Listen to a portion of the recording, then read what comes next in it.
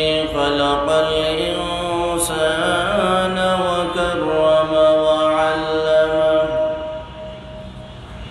وعلمه من البيان ما لم يعلم فسبحان الذي لا يحصى امتنانه باللسان ولا بالقلم نشهد أن لا إله إلا الله وحده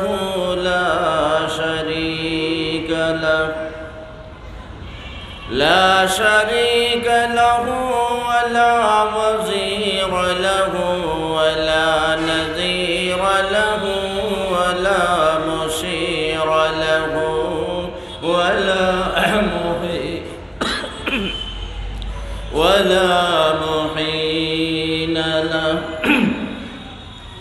ولا معين له في التقدير والتدبير والنظام ونشهد أن لا إله إلا الله وأن محمدًا عبده ورسوله الذي أرسله بالحق بشيرا ونذيرا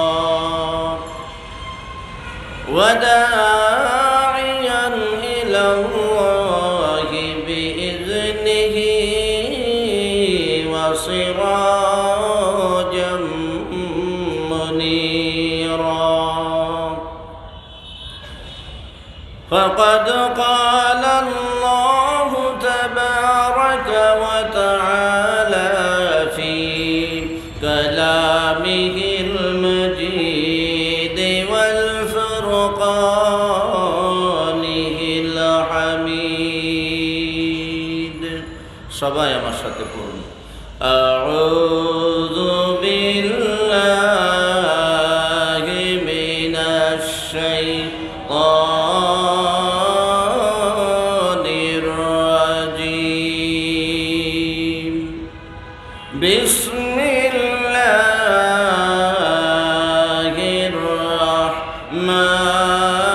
الرحمن الرحيم يا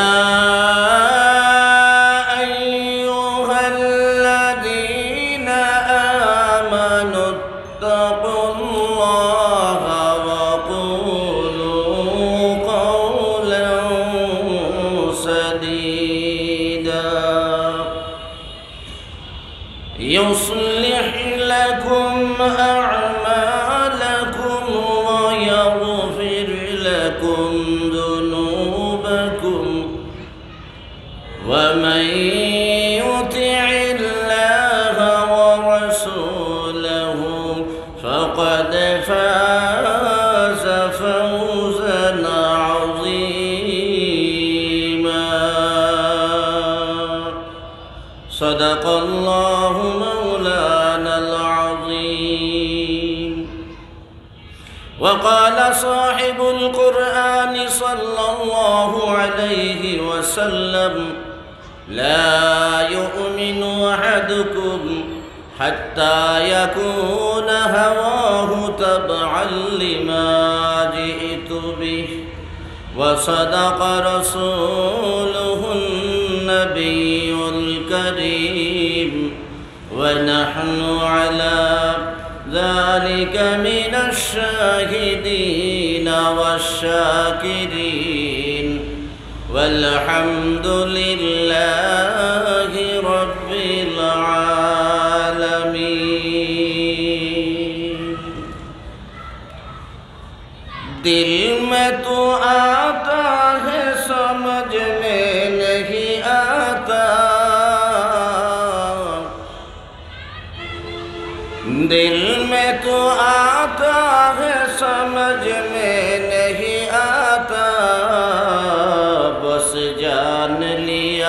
میں تیری پیشان ہی ہے، بس جان لیا میں تیری پیشان ہی ہے۔ الفت میں برابر کی وفا ہو کہ جفا ہو، الفت کے برابر کے وفا ہو کہ جفا ہو، ہر سیج میں لذت ہو اگر دل میں مزہ ہو، ہر چیز میں لذت ہو اگر دل میں مزہ ہو۔ ایک چشم جدن غافل جا شاہ نباشی، ایک چشم جدن غافل جا شاہ نباشی، شاید کہ نگاہ کندگاہ نباشی، شاید کہ نگاہ کندگاہ نباشی۔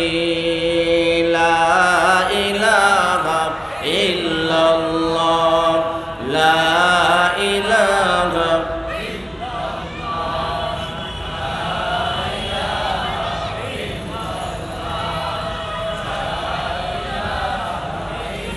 সকলে দিল খুলে মোহাব্বতে লা ইলাহা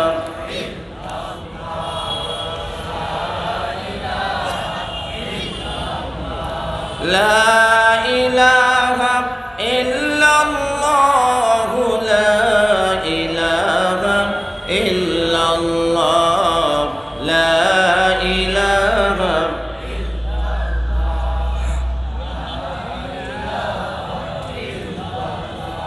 تیرے سوا محبوب حقیقی کوئی نہیں ہے، کوئی نہیں، تیرے سوا معشوق حقیقی کوئی نہیں ہے، کوئی نہیں۔ اب تو رہے بس تاج میں آخر برد جو بائے میرے الہ، لا الہ الا اللہ، لا الہ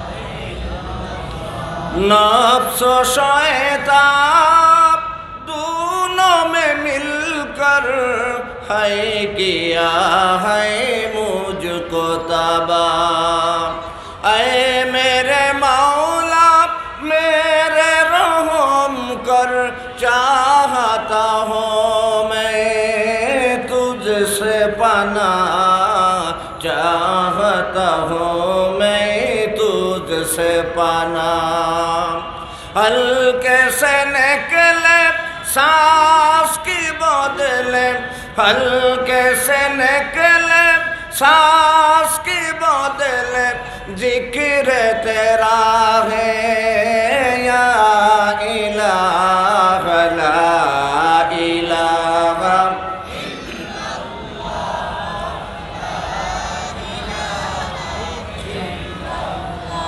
لا الہ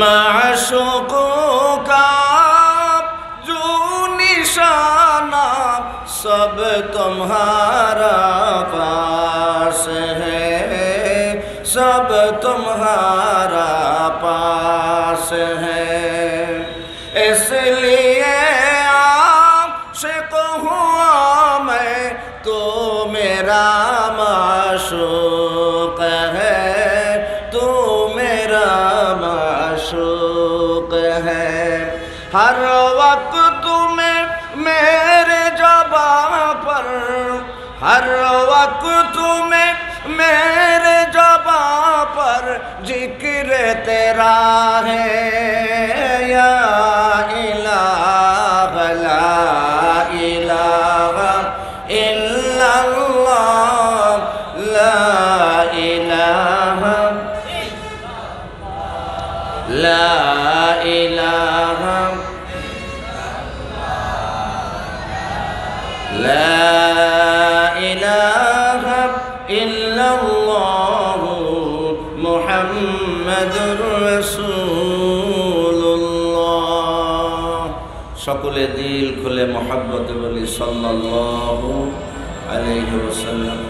আলহামদুলিল্লাহ, বাইতুল আমান রহমানিয়া মাদ্রাসার উদ্যোগে আয়োজিত পঞ্চম বার্ষিক ওয়াজ ও দোয়ার মাহফিল, অধ্যক্ষর মাহফিলের মহতরম সভাপতি, আজকের মাহফিলের প্রধান অতিথি, বিশেষ অতিথিবৃন্দ, আজকের মাহফিলের প্রধান আলোচক, বিশেষ আলোচক, আজকের মাহফিলে উপস্থিত বিভিন্ন মাদারিস ও মাসাজিদের দায়িত্বপ্রাপ্ত আগত সম্মানিত উলামা ইকরাম, মঞ্চে উপবিষ্ট গণ্যমান্য ব্যক্তিবর্গ, মঞ্চের সামনে বসা অত্র এলাকার, অত্র মহল্লার ইসলাম দরদি তৌহিদি মুসলিম জনতা, সম্মানিত মুসল্লিয়ানে কেরাম, মুরুব্বিয়ানে আজম, সমবয়সী বন্ধুরা, বয়োজ্যেষ্ঠ বয়োকনিষ্ঠ ভাইরা, পর্দার অন্তরালে বাসা বাড়িতে যারা শুনছেন, আবেদা জাহেদা খালেসা মুমিনা, আমার সম্মানিতা মা ও বোনেরা, আল্লাহ জাল্লা জালালুহু আম্মা নওয়ালুহু এর আলিশান দরবারে লাখো কোটি শুকরিয়া, অগণিত সজুদ জ্ঞাপন করছি যে আল্লাহ আমাকে সুস্থতার নিয়ামত দান করে আপনাদের মাঝে উপস্থিত করেছেন।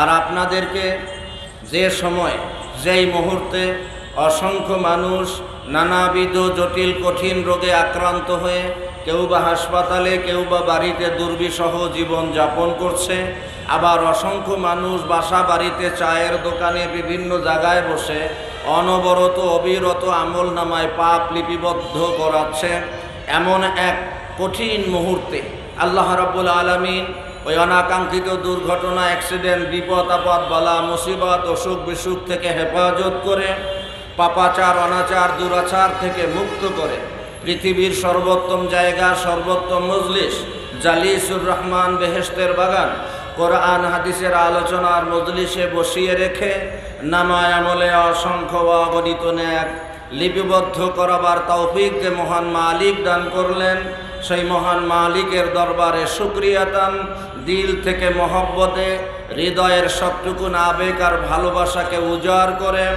পুরো শোষিত কণ্ঠে মুসলমানের আওয়াজে একবার জবান থেকে জোরে সরে পড়ে নেই আলহামদুলিল্লাহ। আলহামদুলিল্লাহ বললে কে খুশি হয়? সবাই বলেন। নাকি কোনো রাজনৈতিক দল খুশি হয়? আমাদের দেশের রাজনৈতিক দল তো তারা তো আলহামদুলিল্লাহ নাহমাদুহু ওয়া নুসাল্লি আলা বলে শুরুই করে না, তারা এক একজনের নাম স্মরণ কইরা শুরু করে, ঠিক কিনা? আর আমরা প্রশংসা করলাম কার? সবাই বলেন কার প্রশংসা করলাম? আলহামদুলিল্লাহ কি কোনো রাজনৈতিক স্লোগান? এটা কি ইংরেজি শব্দ না বাংলা শব্দ? কি শব্দ? আরবি শব্দ। আলহামদুলিল্লাহ একটা আরবি শব্দ লিখতে প্রয়োজন হয় 8টা হরফের, 8টা বর্ণের, 8টা অক্ষরের। জানা থাকলে বলুন তো, আল্লাহ জান্নাত বানিয়েছেন কয়টা? জোরে বলেন। 8টা জান্নাত। সময় আমি আগেই জেনে নিয়েছি, যেহেতু আমি আমার কথাটুকু যাতে গুছিয়ে বলতে পারি, খুব অল্প সময় আপনারা দিলের কান দিয়ে শুনবেন, চামড়ার কান দিয়া না। চামড়ার কান দিয়া আপনাদের এই মহল্লায় থাকা কুকুরের কানেও যাচ্ছে, বাসা বাড়িতে থাকা বিড়াল, মুরগি, হাঁসের কানেও যাচ্ছে। ওরা শুধু শোনে। যদি আশেপাশে কোনো মোরগ মুরগির ঘর থাকে তাহলে গিয়ে দেখবেন এই মাইকের শব্দ শুনে এইরকম কান খাড়া করে আছে। ওরা শুধু শব্দ শুনে কিন্তু বোঝে না। কথা বলেন ঠিক কি না? এখন আমরা যদি সৃষ্টির সেরা মানুষ হইয়া আমরাও যদি শুধু চামড়ার কান দিয়ে এক কান দিয়ে শুনি আর এক কান দিয়ে বের করে দেই, তাহলে ওদের মধ্যে আর আমাদের মধ্যে কোনো ব্যবধান থাকে না। কথা বলেন ঠিক কি না? সুতরাং শুনবো আমরা দিলের কান দিয়ে। রাজি আছি না ইনশাআল্লাহ? আলহামদুলিল্লাহ কোনো রাজনৈতিক স্লোগান নয়, বরং আমাদের দেশের রাজনৈতিক ব্যক্তিত্বদের এবং দলীয় লোকদের যে স্লোগান, তার মধ্যে অনেক কুফরি এবং শিরকি লুকায়িত আছে। কথা বলেন ঠিক কিনা? আলহামদুলিল্লাহর মধ্যে এরকম কিছু আছে? আলহামদুলিল্লাহ বললে কে খুশি হয়? আল্লাহ খুশি হয়। আলহামদুলিল্লাহ একটা আরবি শব্দ লিখতে প্রয়োজন হয় 8টা হরফের 8টা বর্ণের। আপনারা বলেছেন আল্লাহর জান্নাত কয়টা? আলহামদুলিল্লাহ লিখতে হরফ লাগে কয়টা? খুব খেয়াল দিয়ে শুনবেন। আমাদের ভারতীয় উপমহাদেশের প্রাচীনতম বিদ্যাপীঠ ভারতে অবস্থিত দারুল উলুম দেওবন্দ, এই দারুল উলুম দেওবন্দের সাবেক মুহতামিম, দীর্ঘ প্রায় 55 বছর তিনি দারুল উলুম দেওবন্দের মুহতামিমের দায়িত্ব পালন করেছেন। কারি তৈয়ব সাহেব রহমাতুল্লাহি আলাইহি বক্তৃতা সম্মিলিত একটা কিতাবের নাম হচ্ছে খুতবাতে হাকিমুল ইসলাম। এর 3 নম্বর খণ্ডের ভিতরে একখানা হাদিস উল্লেখ করেছেন।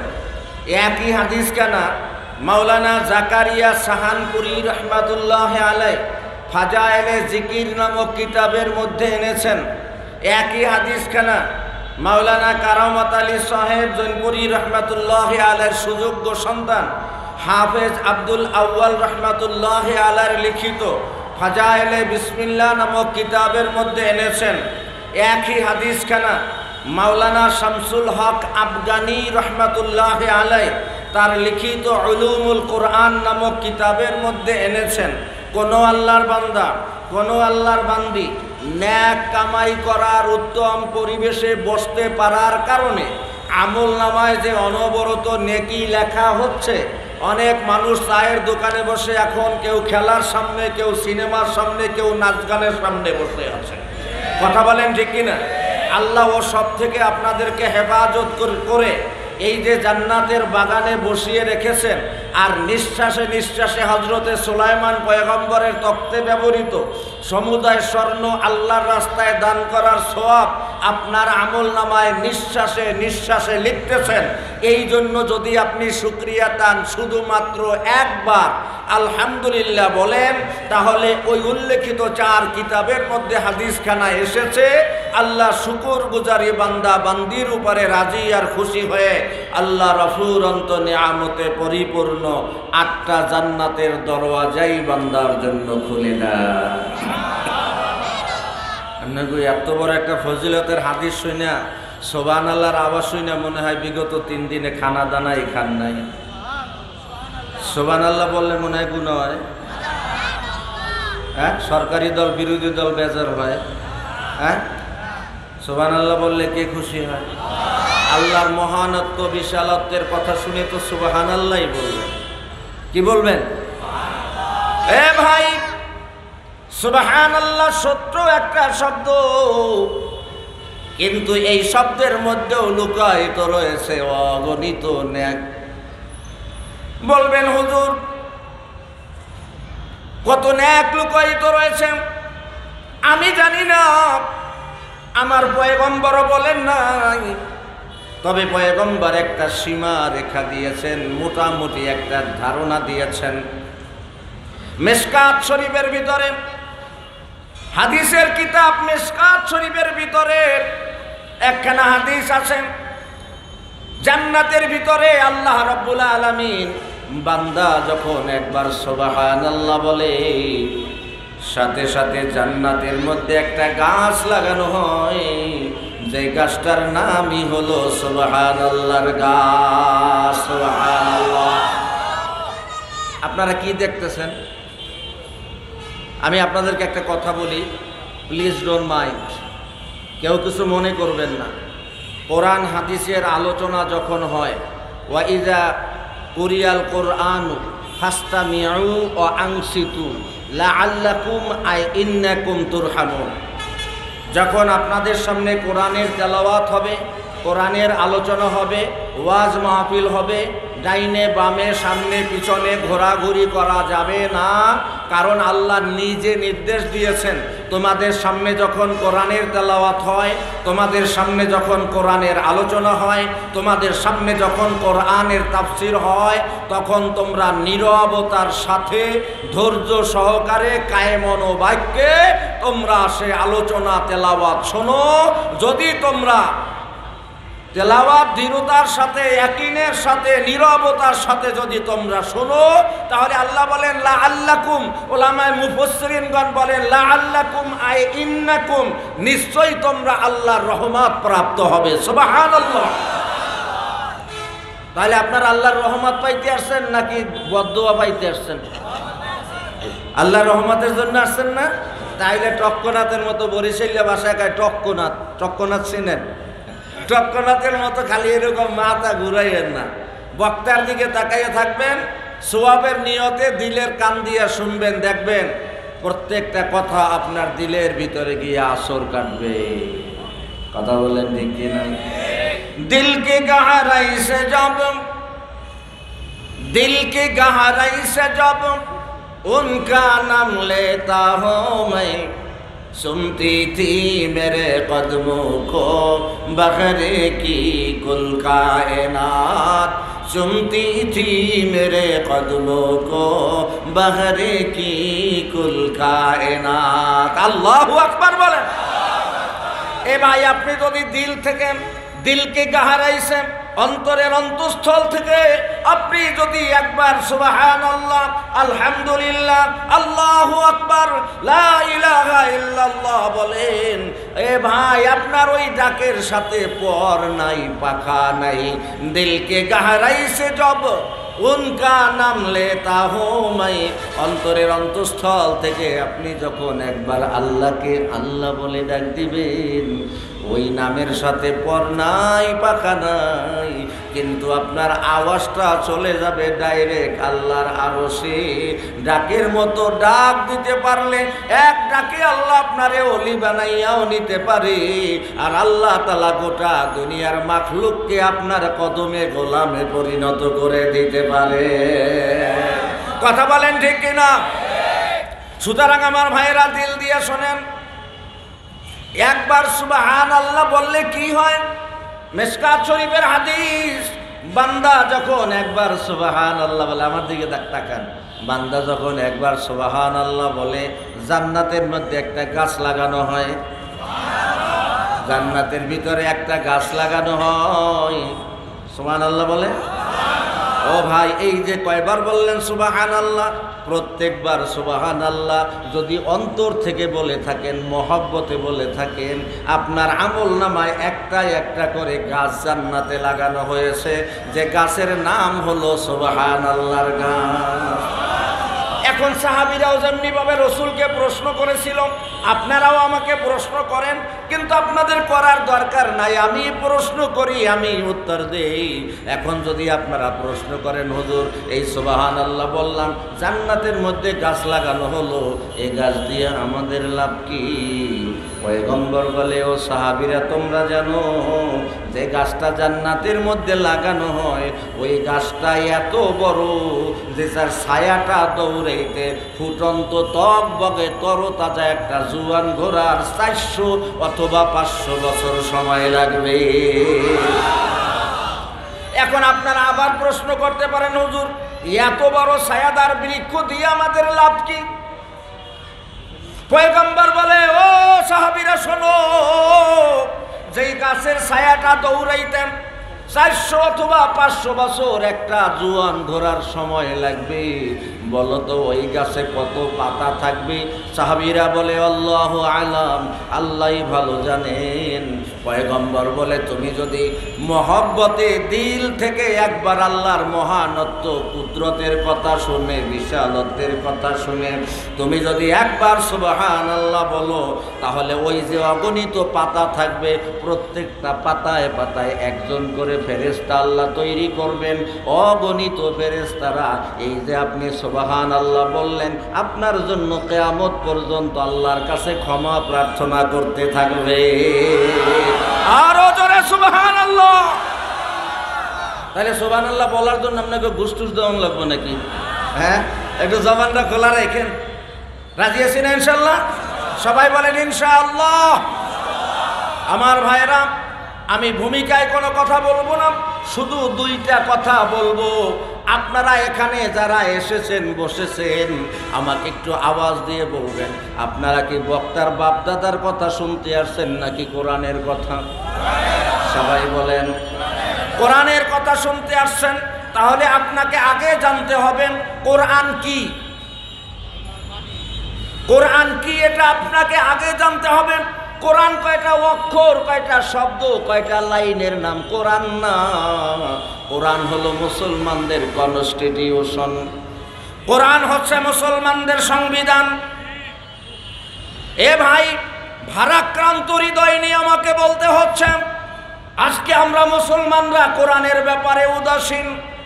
বরং আমাদের দেশে এমন কিছু মানুষ, এমন কিছু কুলাঙ্গার, এমন কিছু নাস্তিক আর মোরতাদের জন্ম হয়েছে, তারা কোরআনের কিছু কিছু রুলস অ্যান্ড রেগুলেশনকে তারা চেঞ্জ করার চিন্তা ভাবনা করেছিল। কথা বলেন ঠিক কিনা?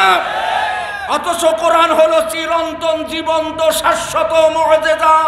এটা যেমন নাজিল করেছেন তেমন থাকবে। কারো বাবার ক্ষমতা নাই যে এর মধ্যে ঢুকতে পারে, এতে কিছু ঢুকাতে পারে, কিছু বের করতে পারে, এমন ক্ষমতা কাউকে আল্লাহ দেন নাই। কথা বলেন ঠিক কিনা? মাত্র কয়েক বছর আগে টাঙ্গাইলে এক মাহফিলে বাংলাদেশের একজন বর্ষিয়ান বক্তা একটা আরবি প্রবাদ বলে, তারপরে সে বলেছিল এটা কোরআনের আয়াত। মাত্র 12 বছরের একটা ছেলে স্টেজের সামনে থেকে লাফ দিয়া দাঁড়াইয়া বলে, হুজুর আমি একজন কোরআনে হাফেজ, চ্যালেঞ্জ করলাম এটা কোরআনের আয়াত নয়। সুবহানাল্লাহ। কোরআনের মধ্যে কিছু ঢুকানো যাবে না, আর ওর থেকে কিছু কমানো যাবে না। বলেন ঠিক কিনা? তাহলে আপনাকে জানতে হবে কোরআন কি। ভারাক্রান্ত হৃদয় নিয়ে আমাকে বলতে হয় আজকে দেখেন আপনারা যারা জেনারেল শিক্ষিত লোক এখানে বসেছেন, ইসলামের ইতিহাস আপনারা পড়েছেন কিনা জানি না। আমি যেহেতু 3 মিডিয়ায় পড়াশোনা করেছি, কওমি, এরপরে আলিয়া, তারপরে আমি জেনারেল লাইনও মিরপুর 1 নম্বর বাংলা কলেজ থেকে বাংলায় অনার্স মাস্টার্স করেছিলাম। সুতরাং সেই শুরুতে আমি যখন আলিয়ায় পড়ি তখন জেনারেল সাবজেক্টের ভিতরে অতিরিক্ত সাবজেক্ট হিসাবে আমি ইসলামের ইতিহাস নিয়েছিলাম। এই ইসলামের ইতিহাসের একজন ঐতিহাসিক রয়েছে, ঐতিহাসিক হিট্টি, নাম শুনেছেন আপনারা? এই ঐতিহাসিক হিট্টি একজন খ্রিস্টান। তিনি আমাদের কোরআন সম্পর্কে কি কথা বলেছিলেন, আমার এই কথাটা কিপিং ইউর মাইন্ড, আপনার মেমোরিতে আমার এই কথাটা সেট করে রাখবেন। যতদিন বেঁচে থাকবেন ততদিন কথাটা মনে রাখবেন। দি প্রফেট সাল্লাল্লাহু আলাইহি ওয়াসাল্লাম is the most successfully personality of the world. সুবহানাল্লাহ। এই পৃথিবীর মধ্যে মুহাম্মাদুর রাসূলুল্লাহ সাল্লাল্লাহু আলাইহি ওয়াসাল্লাম কোরআন নামক এক কনস্টিটিউশন, কোরআন নামক এক সংবিধান, কোরআন নামক এক গাইডলাইন, কোরআন নামক এক দিক নির্দেশিকা এনে মানুষের মাঝে কোরআন দিয়ে দাওয়াত দিয়ে গোটা বিশ্বের ভিতরে যে শান্তির সুবাতাস বইয়ে দিয়েছিলেন, কিয়ামত পর্যন্ত মানব রচিত কোনো আইনের দ্বারা, সংবিধানের দ্বারা তা কোনোদিন করা সম্ভব নয়। জোরে বলেন ঠিক কিনা? এ কোরআন কেমন কোরআন? এ কোরআনের মধ্যে কোনো সন্দেহ আছে? জোরে মুসলমানের আওয়াজে বলেন। কোরআনের মধ্যে কোনো সন্দেহ তো দূরের কথা, বেয়াদবি মাফ করবেন আপনারা, আমরা, এমনকি আমরা উলামায়ে কেরাম যারা কোরআনের তাফসিরগুলো পড়ি, তাফসির যারা লিখেছেন দেখবেন তাফসিরের যদি আপনি ডান দিক থেকে পৃষ্ঠা উল্টানো শুরু করেন, 2-4 পৃষ্ঠা উল্টানোর পরে দেখবেন ওখানে লেখকের কলাম রয়েছে, সে লিখে দিয়েছে। যদি আমার লেখার ভিতরে কিংবা ছাপার ভিতরে আপনাদের পড়ার মধ্যে কোনো ত্রুটি ধরা পড়ে তাহলে জানালে পরবর্তী সংস্করণে শুদ্ধ করে দিব, লেখা থাকে কিনা। এমনকি কোনো কোনো বইতে আছে দ্বাদশ সংস্করণ, ত্রয়োদশ শত সংস্করণ, চতুর্দশ সংস্করণ, এরকম লেখা থাকে না? আচ্ছা বলেন তো, কোরআনের পৃষ্ঠা উল্টাবার পরে কয়বার দেখছেন কতবারের সংস্করণ? মুসলমানের আওয়াজে কান। কোরআনের কোন সংস্করণ আছে? কিয়ামত পর্যন্ত সংস্করণ হবে? এ ভাই, দুনিয়ার সব বই যদি আপনি উল্টান তাহলে তারা বলে, দুঃখের সাথে বলতেছি, ছাপার ভিতরে লেখার ভিতরে ত্রুটি ধরা পড়লে জানালে পরবর্তী সংস্করণে শুদ্ধ করে দিব। আর আমার আল্লাহ কোরআন আপনি উল্টাবেন, শুরু করবেন, পড়বেন, আল্লাহ কয় যালিকাল কিতাবু লা রাইবা ফি, there is no doubt in this book. আল্লাহু আকবার বলেন। আল্লাহ শুরুতেই বলে দিলেন, ভুল তো দূরের কথা, ভুল তো দূরের কথা, কোনো ডাউট নাই, কোনো সন্দেহ সংশয়ের অবকাশ নাই। এর ফার্স্ট টু লাস্ট স্বয়ং আল্লাহ রাব্বুল আলামিনের বক্তব্য। আরো জোরে, কার বক্তব্য? এই জন্যই তো ভাইরা আমার, শুনেন শুনেন, আবারও বলি, কথাগুলো মেমোরিতে ধরে রাখবেন। আল্লাহ আসমান থেকে 104 কিতাব নাজিল করেছেন, 104খানা কিতাব নাজিল করেছেন। জানা থাকলে বলুন তো, বর্তমান বাজারে কি তাওরাত কিতাব পাওয়া যায়? ইনজিল পাওয়া যায়? জাবুর পাওয়া যায়? কেন পাওয়া যায় না? সেগুলোও তো আসমানি কিতাব, সেগুলোও আসমানি কিতাব, কিন্তু সেগুলো কেন পাওয়া যায় না? আর প্রায় 1500 বছর পার হয়ে গেছে, কোরআন যেমন ছিল তেমনই আছে, সামান্যতম ন্যূনতম বিন্দু মাত্র কোনো পরিবর্তন হয় নাই। কারণ কি? কারণ কি? সোজা উত্তর একটা, আগের আসমানি কিতাবগুলো নাজিল করে আল্লাহ কোথাও বলেন নাই তাওরাত নাজিল করলাম আমি, এর হেফাজত করব আমি। তাওরাতে বলে নাই, ইনজিলেও বলে নাই, দাউদ আলাইহিস সালামের জাবুরের মধ্যেও বলে নাই, কিন্তু কোরআন নাজিল করে আমার আল্লাহ কয়, ও আমার হাবিব, আপনি চিন্তা করবেন না, ঘাবড়াবেন না, ইন্না নাহনু নাযালনাল যিকরা ওয়া ইন্না লাহু লাহাফিজুন। আল্লাহু আকবার। আল্লাহ কয়, নিশ্চয়ই কোরআন আমি নাজিল করেছি। কে নাজিল করছে? আপনাদের কষ্ট হচ্ছে? কোরআন কে নাজিল করেছে? কোরআন আল্লাহ নাজিল করেছে। আবার আল্লাহ এই আয়াতের পরবর্তী অংশে কয়, ওয়া ইন্না লাহু লাহাফিজুন। ওলামায়ে কেরাম আছে, এই জন্য একটা গোপন রহস্য আপনাদের বলি। দেখেন, আল্লাহ কোরআন নাজিলের ব্যাপারে আরবি ব্যাকরণের নিয়মে ইন্নাকে হরুফে মুসাব্বাহ বিল ফেল বা তাকিদ সূচক অব্যয় বলা হয়। এখানে নাজিলের ব্যাপারে আল্লাহ দৃঢ়তা সূচক অব্যয় ব্যবহার করেছেন, অর্থাৎ ইন্না ব্যবহার করেছেন একবার। আর হেফাজতের সময় আল্লাহ তাআলা ওখানে বললেন, ওয়া ইন্না লাহু লাহাফিজুন, ইন্নাও ব্যবহার করলেন, হাফিজুনের আগে আবার লামে কসমিয়া দৃঢ়তা সূচক অব্যয় ব্যবহার করলেন। অর্থাৎ আল্লাহ বলেন, নিশ্চয়ই কোরআন আমি নাজিল করেছি, আর হেফাজত নিশ্চয়ই নিশ্চয়ই আমি আল্লাহ করব। কোরআনের হেফাজত কে করবে? অতএব কোরআন নিয়ে আন্তর্জাতিক ষড়যন্ত্র চলতেছে।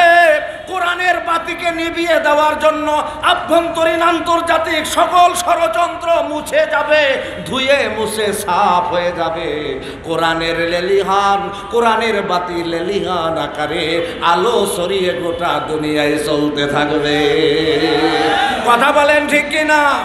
সুতরাং আমার ভাইয়েরা, এই কোরআনের শুরু থেকে শেষ পর্যন্ত কার কথা? আমার আল্লাহর কথা। এই জন্য তো হযরতে আদম থেকে শুরু করে আখিরি নবী পর্যন্ত 104খানা আসমানি কিতাব আল্লাহ পাঠিয়েছেন। এর মধ্যে কোরআন বাদ দিলে বাকি 103খানা। খুব খেয়াল দেন, একটা নতুন কথা শোনেন। আদম আলাইহিস সালাম থেকে শুরু করে ঈসা পয়গম্বর পর্যন্ত কতখানা কিতাব? 103খানা কিতাব। এই 103খানা কিতাব এবং আমাদের কোরআন, এই সব কিতাবের, আসমানি কিতাবের একটা কমন নাম হলো, কমন নাম বুঝেন তো, সাধারণ নাম হলো কিতাবুল্লাহ। কি নাম? সবাই বলেন, কিতাবুল্লাহ। সব কিতাবের, আসমানি কিতাবের একটা কত কমন নাম হলো কিতাবুল্লাহ, মানে আল্লাহর কিতাব।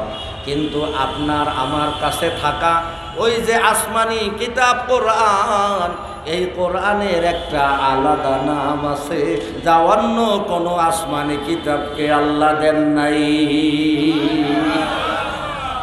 আমাদের কোরআনের একটা আলাদা নাম আছে, যা অন্য কোনো আসমানি কিতাবকে আল্লাহ দেন নাই। বলবেন হুজুর সেটা কি নাম? সেটা হলো কালামুল্লাহ। কি নাম? কি নাম? কালামুল্লাহ। কালাম মানে কথা, আল্লাহ তো আল্লাহ, আল্লাহর কথা।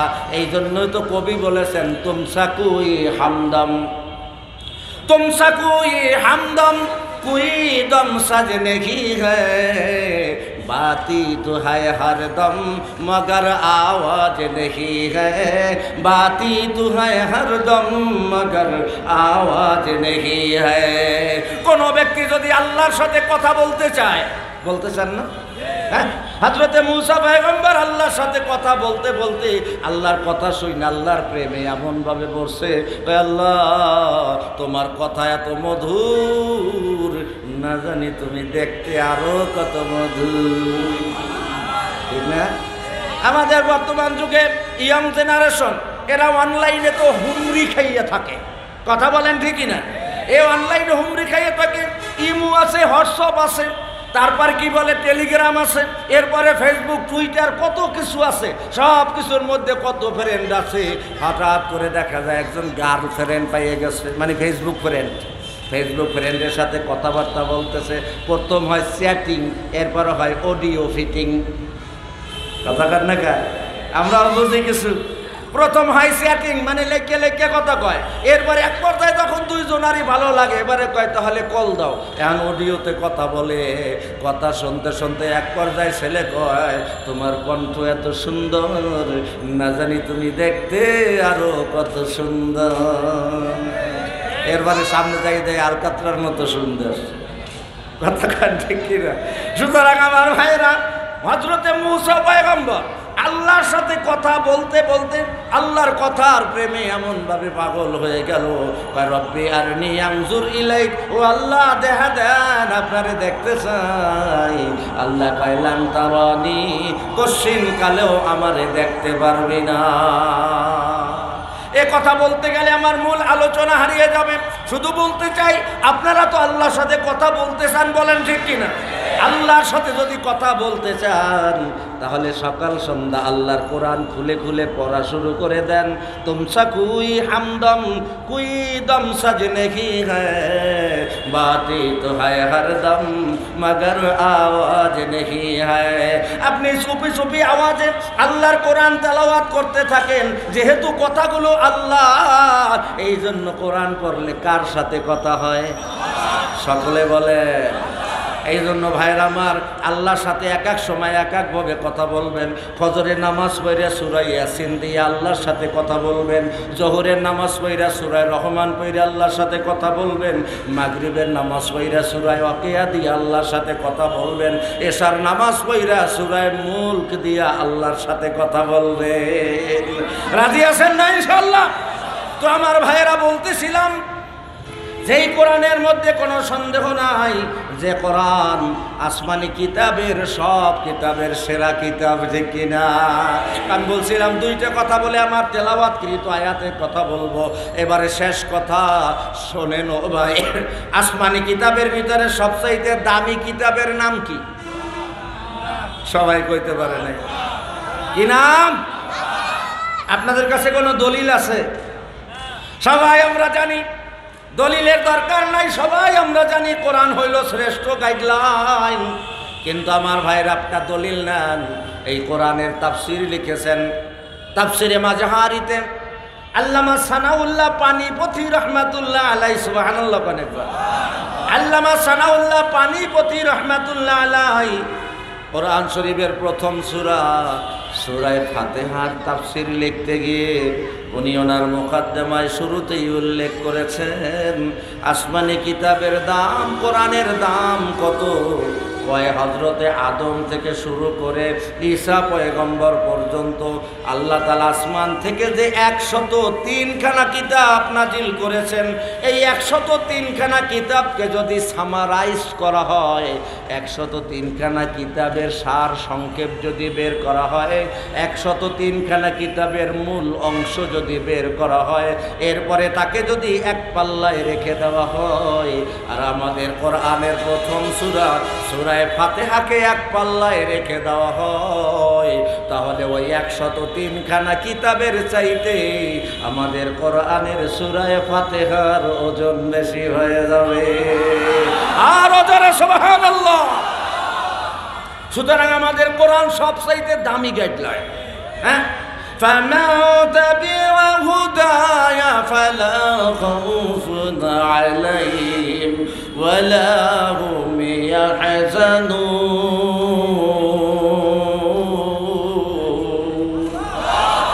আমার আল্লাহ বলেন, যখন যেখানে যেই সময় যেই ব্যক্তি আল্লাহর কোরআন মেনে নিবে গাইডলাইন হিসাবে, এই দুনিয়ায় তার কোনো ভয় থাকবে না, মরার পরে কোনো টেনশন থাকবে না। Because this is the one way road, এটা একমাত্র রাস্তা।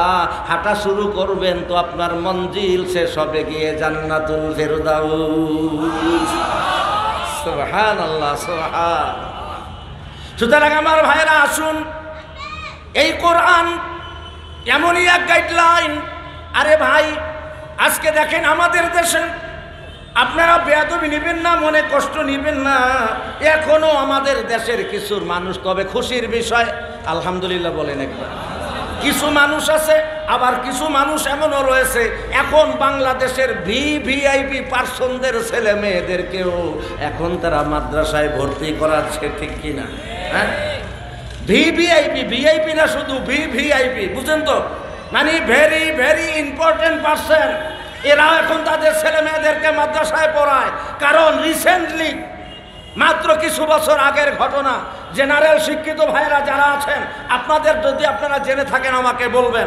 আপনারা ডক্টর প্রফেসর আউয়ালের নাম শুনছেন? এই ডক্টর প্রফেসর আউয়াল জাহাঙ্গীরনগর বিশ্ববিদ্যালয়ের প্রফেসর ছিলেন। ওনার দুই ছেলে মেয়ে, একজন আমেরিকায় আর একজন অস্ট্রেলিয়ায়। ওনার স্ত্রী কতক্ষণ থাকে ছেলের কাছে, কিছু মাস থাকে গাইয়া মেয়ের কাছে। উনি বাংলাদেশে একা একা বোর লাগে।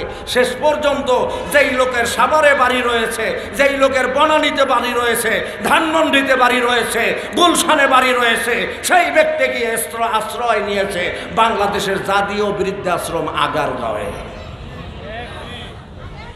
সাংবাদিকরা তাকে প্রশ্ন করেছিল, আপনি কেন এত আলিশান বাড়ি গাড়ি, টাকা পয়সা, ব্যাংক ব্যালেন্স থাকার পরেও আপনি কেন এই বৃদ্ধাশ্রমে আসলেন? সেদিন উনি আফসোস করে বলেছিলেন, আমি যদি আমার ছেলে মেয়েদেরকে হায়ার এডুকেটেড না বানিয়ে, উচ্চ শিক্ষায় শিক্ষিত না করে যদি মাদ্রাসায় পড়াইতাম, তাহলে আমার ছেলে মেয়েরা আমারে ছেড়ে যেত না। কথা বলেন ঠিক কিনা? সুতরাং এই কোরআনের শিক্ষা বর্তমানে মানুষ, সাধারণ মানুষ এখন বুঝতেছে। একটা সময় এমন কথা ছিল, মানুষ বলতো মাদ্রাসায় পড়াইয়া লাভ কি, ভিক্ষা কইরা খাইব। আরে ভাই, খাওন পাইবে না, এমন কথা আগে বলতো কিনা? আরে ভাই, আমি তো একজন বাংলাদেশের সাধারণ বক্তা, আমার সাথে এক সপ্তাহ ঘুরে দেখেন, বেশি নাই, একটা সপ্তাহ ঘুরে দেখেন, দেখবেন খাওন কারে কয়, যা একজন মন্ত্রীর বাড়িতেও প্রতিদিন ব্যবস্থা করা সম্ভব নয়। কথা বলেন ঠিক কিনা? সুতরাং যেই কোরআন সিনার মধ্যে আল্লাহ তাআলা ঢুকায়, একবার যার সিনার মধ্যে আল্লাহ কোরআন ঢুকাইয়া দিছে, আল্লাহ তারে ক্ষুধার কষ্ট দিবে না। এই দুনিয়ার শান শৌকাত তাকে আল্লাহ তাআলা ওই রকম দিবে যেরকম শান শৌকাত দিয়া সে আল্লাহর জান্নাতের উপযুক্ত হতে পারে, ঠিক কিনা? এই জন্য ভাইয়েরা আমার, দিলের কানটা লাগান, শোনেন। আমি আপনাদের খেদমতে পবিত্র কোরআন শরীফের সূরা আহজাব, কোন সূরা? সূরা আহজাবের 70 এবং 71 নম্বর আয়াত আপনাদের খেদমতে তেলাওয়াত করেছি। দিলের কানটা দিয়া শুনবেন, বড় গুরুত্বপূর্ণ কিছু কথা আপনাদের সামনে আসবে। আল্লাহ রাব্বুল আলামিন ডাক দিয়া বলতেছেন, ইয়া আইয়ুহাল্লাযীনা আমানুত্তাকুল্লাহ, হে ঈমানদার বান্দারা। কাগো ডাক দিছে? সবাই বলেন, সবাই। কাগো ডাক দিছে? হে ঈমানদার বান্দারা। আল্লাহ ইমানদার বান্দাদেরকে ডাক দিয়ে কি কয়? কয় কুলু, বলো, কওলান সাদীদা, তুমি যখন কথা বলো তখন তুমি সত্য কথা বলো। সুবহানাল্লাহ। এটা কার নির্দেশ? অথচ আমাদের দেশে এমন মানুষও আছে সামান্য কয়টা টাকার জন্য আদালতে দাঁড়াইয়া হাতের মধ্যে দেয়, যখন যা বলিব সত্য বলিব, সত্য বই মিথ্যা বলিব না। হ্যাঁ, এইরকম হাতে সংবিধান নিয়ে তারপরে ডাহা মিথ্যে কথা কয়, আছে না নাই? অথচ আল্লাহ কয় কুলু কাওলান সাদীদা, তুমি যখন কথা বলো সত্য কথা বলো। এখন আপনি বলেন আল্লাহ শুরুতে কি বলছেন? ইয়া আইয়ুহাল্লাযীনা আমানুত্তাকুল্লাহ, হে ঈমানদার বান্দারা তোমরা আল্লাহরে ভয় করো। কারে ভয় করবে? জোরে কর। যাদের হৃদয়ে আসে আল্লাহর ভয়, তারা কভু পথ ভুলে যায় না, তারা কভু পথ ভুলে যায় না। ঠিক কিনা বলেন? যাদের হৃদয়ে আসে আল্লাহর ভয়, তারা কভু পথ ভুলে যায় না, তারা কভু পথ ভুলে যায় না। আল্লাহ সারা আর এই দুনিয়ায়,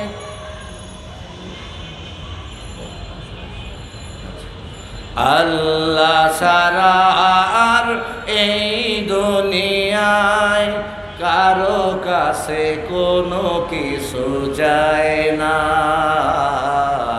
কারো কাছে কোনো কিছু যায় না। কথা বলেন ঠিক কিনা?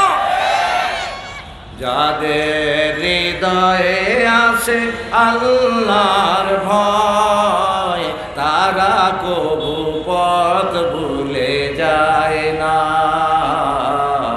তারা কভু পথ ভুলে যায় না। আল্লাহ ছাড়া আর এই দুনিয়ায় কারো কাছে কোনো কিছু যায় না, কারো কাছে কোনো কিছু যায় না। রাতের আধারে যারা সিজদাতে রয়, দু চোখের অশ্রুতে নদী যেন বয়। রাতের আধারে যারা সিজদাতে রয়, দু চোখের অশ্রুতে নদী যেন বয়। ছলনার হাত ছানি যতই আসুক, ছলনার হাত ছানি যতই আসুক, পিছনে ফিরেও তাকায় না, পিছনে ফিরেও তাকায় না। যাদের হৃদয়ে আছে আল্লাহর ভয়, তারা কভু পথ ভুলে যায় না, তারা কভু পথ ভুলে যায় না। কথা বলেন ঠিক কিনা? সুতরাং আল্লাহর ভয় যাদের অন্তরে আছে, আল্লাহর ভয় যাদের অন্তরে আছে, তারা হক কথা বলবে। কথা বলেন ঠিক কিনা? এ ভাই, হক কথা যদি আপনি বলেন, আপনার উপরে অত্যাচার আসতে পারে, নির্যাতন আসতে পারে, কিন্তু আপনি যদি আল্লাহরে ভয় করেন, তাহলে অত্যাচার নির্যাতন থেকে আপনাকে বাঁচাবে কে? আরো জোরে। আমার ভাইরা, পবিত্র কোরআন শরীফ, পবিত্র কোরআন শরীফের সূরা তালাক, কোন সূরা? পবিত্র কোরআন শরীফের সূরা তালাকের 2 নাম্বার আয়াতের শেষের অংশ আর 3 নাম্বার আয়াতের শুরুতে আল্লাহ কয়, ওয়া মাইয়াত্তাকিল্লাহা ইয়াজআল লাহু মাখরাজা ওয়া ইয়ারযুকুহু মিন হাইসু লা ইয়াহতাসিব। আল্লাহু আকবার বলে। আমার ভাইরা, যেই ব্যক্তির অন্তরে কবরের ভয় আছে, যেই ব্যক্তির অন্তরে কবরের একাকিত্বের ভয় আছে, যেই ব্যক্তির অন্তরে ভয় আছে কাল হাসরের ময়দানে আমলনামা ডান হাতে পাবো না বাম হাতে পাবো, এ ভাই দিলের কানটা দিয়ে শোনেন এবং আমার কথা একটু উত্তর দিবেন। আমরা যে আমলগুলো করি এগুলো আল্লাহর হেফাজতে আছে না নাই? হ্যাঁ, নাকি আমরা যা মনে চাই তাই করি, এগুলো আল্লাহর কাছে কোনো খবর নেই? আছে? আপনি কয়েকটা দলিল নেন, আমাদের কোনো কাজই আল্লাহর ইলমের বাইরে নয়, আল্লাহর দেখার বাইরে নয়। সুবহানাল্লাহ। আর আপনাদের মসজিদের ইমাম সাহেব তো মাঝে মাঝে ফজরের নামাজের সময় পড়ে কিরামান কাতিবিন ইয়ালামুনা মা তাফআলুন। এ ভাই, সর্বপ্রথম আপনার আমার আমলের সাক্ষী হলো দুইজন। কয়জন? একজন কেরামান আর একজন কাতিবিন, দুই সম্মানিত লেখক দেয়, এরা হলো আপনার আমার আমলের সাক্ষী। এখন আপনি যদি আমাকে বলেন ও জিহাদি সাহেব আমাদের আমলনামা তাহলে কোথায় আছে, আল্লাহ তাআলা সে কথাও পবিত্র কোরআন শরীফের সূরা বনী ইসরাঈলের একদম শুরুতেই আল্লাহ তাআলা কোট করেছেন, ওয়া কুল্লা ইনসানিন আলজামনাহু তাইরাহু ফি উনুকি ওয়া নুখরিজু লাহু ইয়াওমাল কিয়ামাতি কিতাবান ইয়ালকাহু মানসুরা। আল্লাহু আকবার। আপনি ভাইবেন না যে আপনি রাতের অন্ধকারে গুনাহ করছেন আল্লাহ দেখে নাই, তাই না? ওরে বাপ রে বাপ, কেমনে দেখবো এই দুনিয়া? আসসালামকে আল্লাহ তাআলা দুনিয়ায় পাঠাবা 10,000 বছর আগে আল্লাহ তাআলা দুনিয়ায় ফেরেশতা পাঠাইছিলেন, তারও আগে আল্লাহ তাআলা জিন এই দুনিয়ায় পাঠাইছে। তাহলে আল্লাহ তাআলার বয়স কত হয়েছে? আমরা 70-80 বছর বয়সে 250 পাওয়ারের, এই যে আমার বয়স চলে বর্তমানে 50 সামথিং প্লাস, অথচ আমার 250 পাওয়ারের চশমা। তাহলে আল্লাহর এত বছর বয়স হয়েছে, কি কম হইলো? তা 1000 পাওয়ারের চশমা লাগাইছে। হ্যাঁ এ ভাই, একটা জোরে সুবহানাল্লাহ বলার জন্য তৈরি থাকেন। হাদিসে কুদসির মধ্যে আসেন, গোটা পৃথিবীর মানব দানব জিন সহ আল্লাহর সমস্ত মাখলুক যদি একসাথে আল্লাহরে আল্লাহ বলে ডাক দেয়, সব জিন ইনসান ফেরেশতা সব মাখলুক যদি একসাথে আল্লাহকে আল্লাহ বলে ডাক দেয়, আপনার আমার পয়গম্বর বলেন এই সব যদি একসাথে আল্লাহরে ডাক দেয়, আল্লাহ আলাদা আলাদাভাবে প্রত্যেকের ডাক শুনতে এবং তাদেরকে দেখতে পায়। আরো জোরে সুবহানাল্লাহ। পালাইবা কই যাইয়া রে মনু, পালাইবা কই যাইয়া, পালাইবা কই যাইয়া রে মানুষ, পালাইবা কই যাইয়া, আজরাইলো আসিয়া একদিন বান্দিবে কষিয়া রে, জগৎ স্বামীর ঘরে যাইতে হবে রে। ঢোলের মধ্যে বাড়ি দিবেন। হ্যাঁ, আরে আমাদের দেশে কিছু বয়াতি ফকির আছে, এগুলা দুনিয়ার মুশরিক নাস্তিক মুরতাদ, এগুলা মৃত্যু নিয়ে তামাশা করে, বলেন ঠিক কিনা? পালাইবে কই যাইয়া রে মানুষ, এই কথাটা কত চমৎকার, অথচ গাইয়েই দেয় ঢোলের মধ্যে বাড়ি। তার মানে মৃত্যু নিয়ে তামাশা করলো, এরা মৃত্যুকে বিশ্বাস করলো না, ঠিক কিনা বলেন? অথচ আমার আল্লাহ বলেন, এই বাপ না খান্দা, তুই যা করো কোনো কিছু আমি আল্লাহর ইলমের বাইরে নয়। একটু ঘুরে আসি চলেন, কোরআন শরীফের 3 নম্বর সূরা সূরা আলে ইমরানে আল্লাহ তাআলা বলতেছেন, কুল ইন তুখফু মা ফি সুদুরিকুম আও তুবদুহু ইয়ালামুহুল্লাহ, তুমি যা অন্তরে গোপন রাখো আর যা প্রকাশ করো ইয়ালামুহুল্লাহ, আল্লাহ তা জানে।